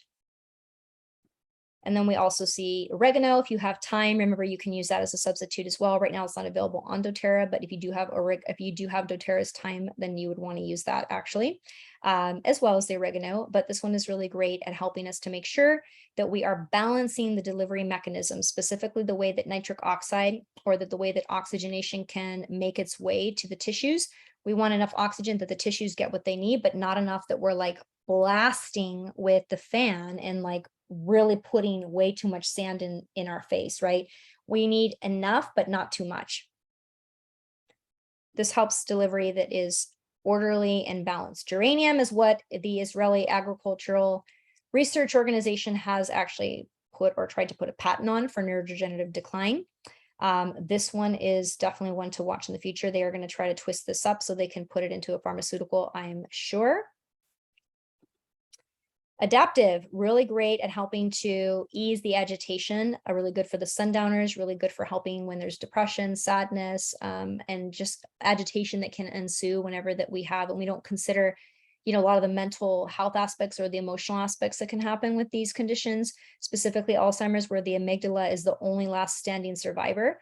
And so everything emotion becomes more intensified. You'll want to make sure that we take that in consideration just as much. So adaptive is a really great one for that. So write down which ones that you feel that you like, or if you want them all, that link that Deanna has is ready to go and you can just actually purchase there. We will send you the Meridian Clearing Collection. You'll get, after 3 months, access to the LRP viewing portal, and after 6 months, a kit, and after a year, a kit. So if there's no last questions, then I've had a great time with everybody, and I will end this presentation.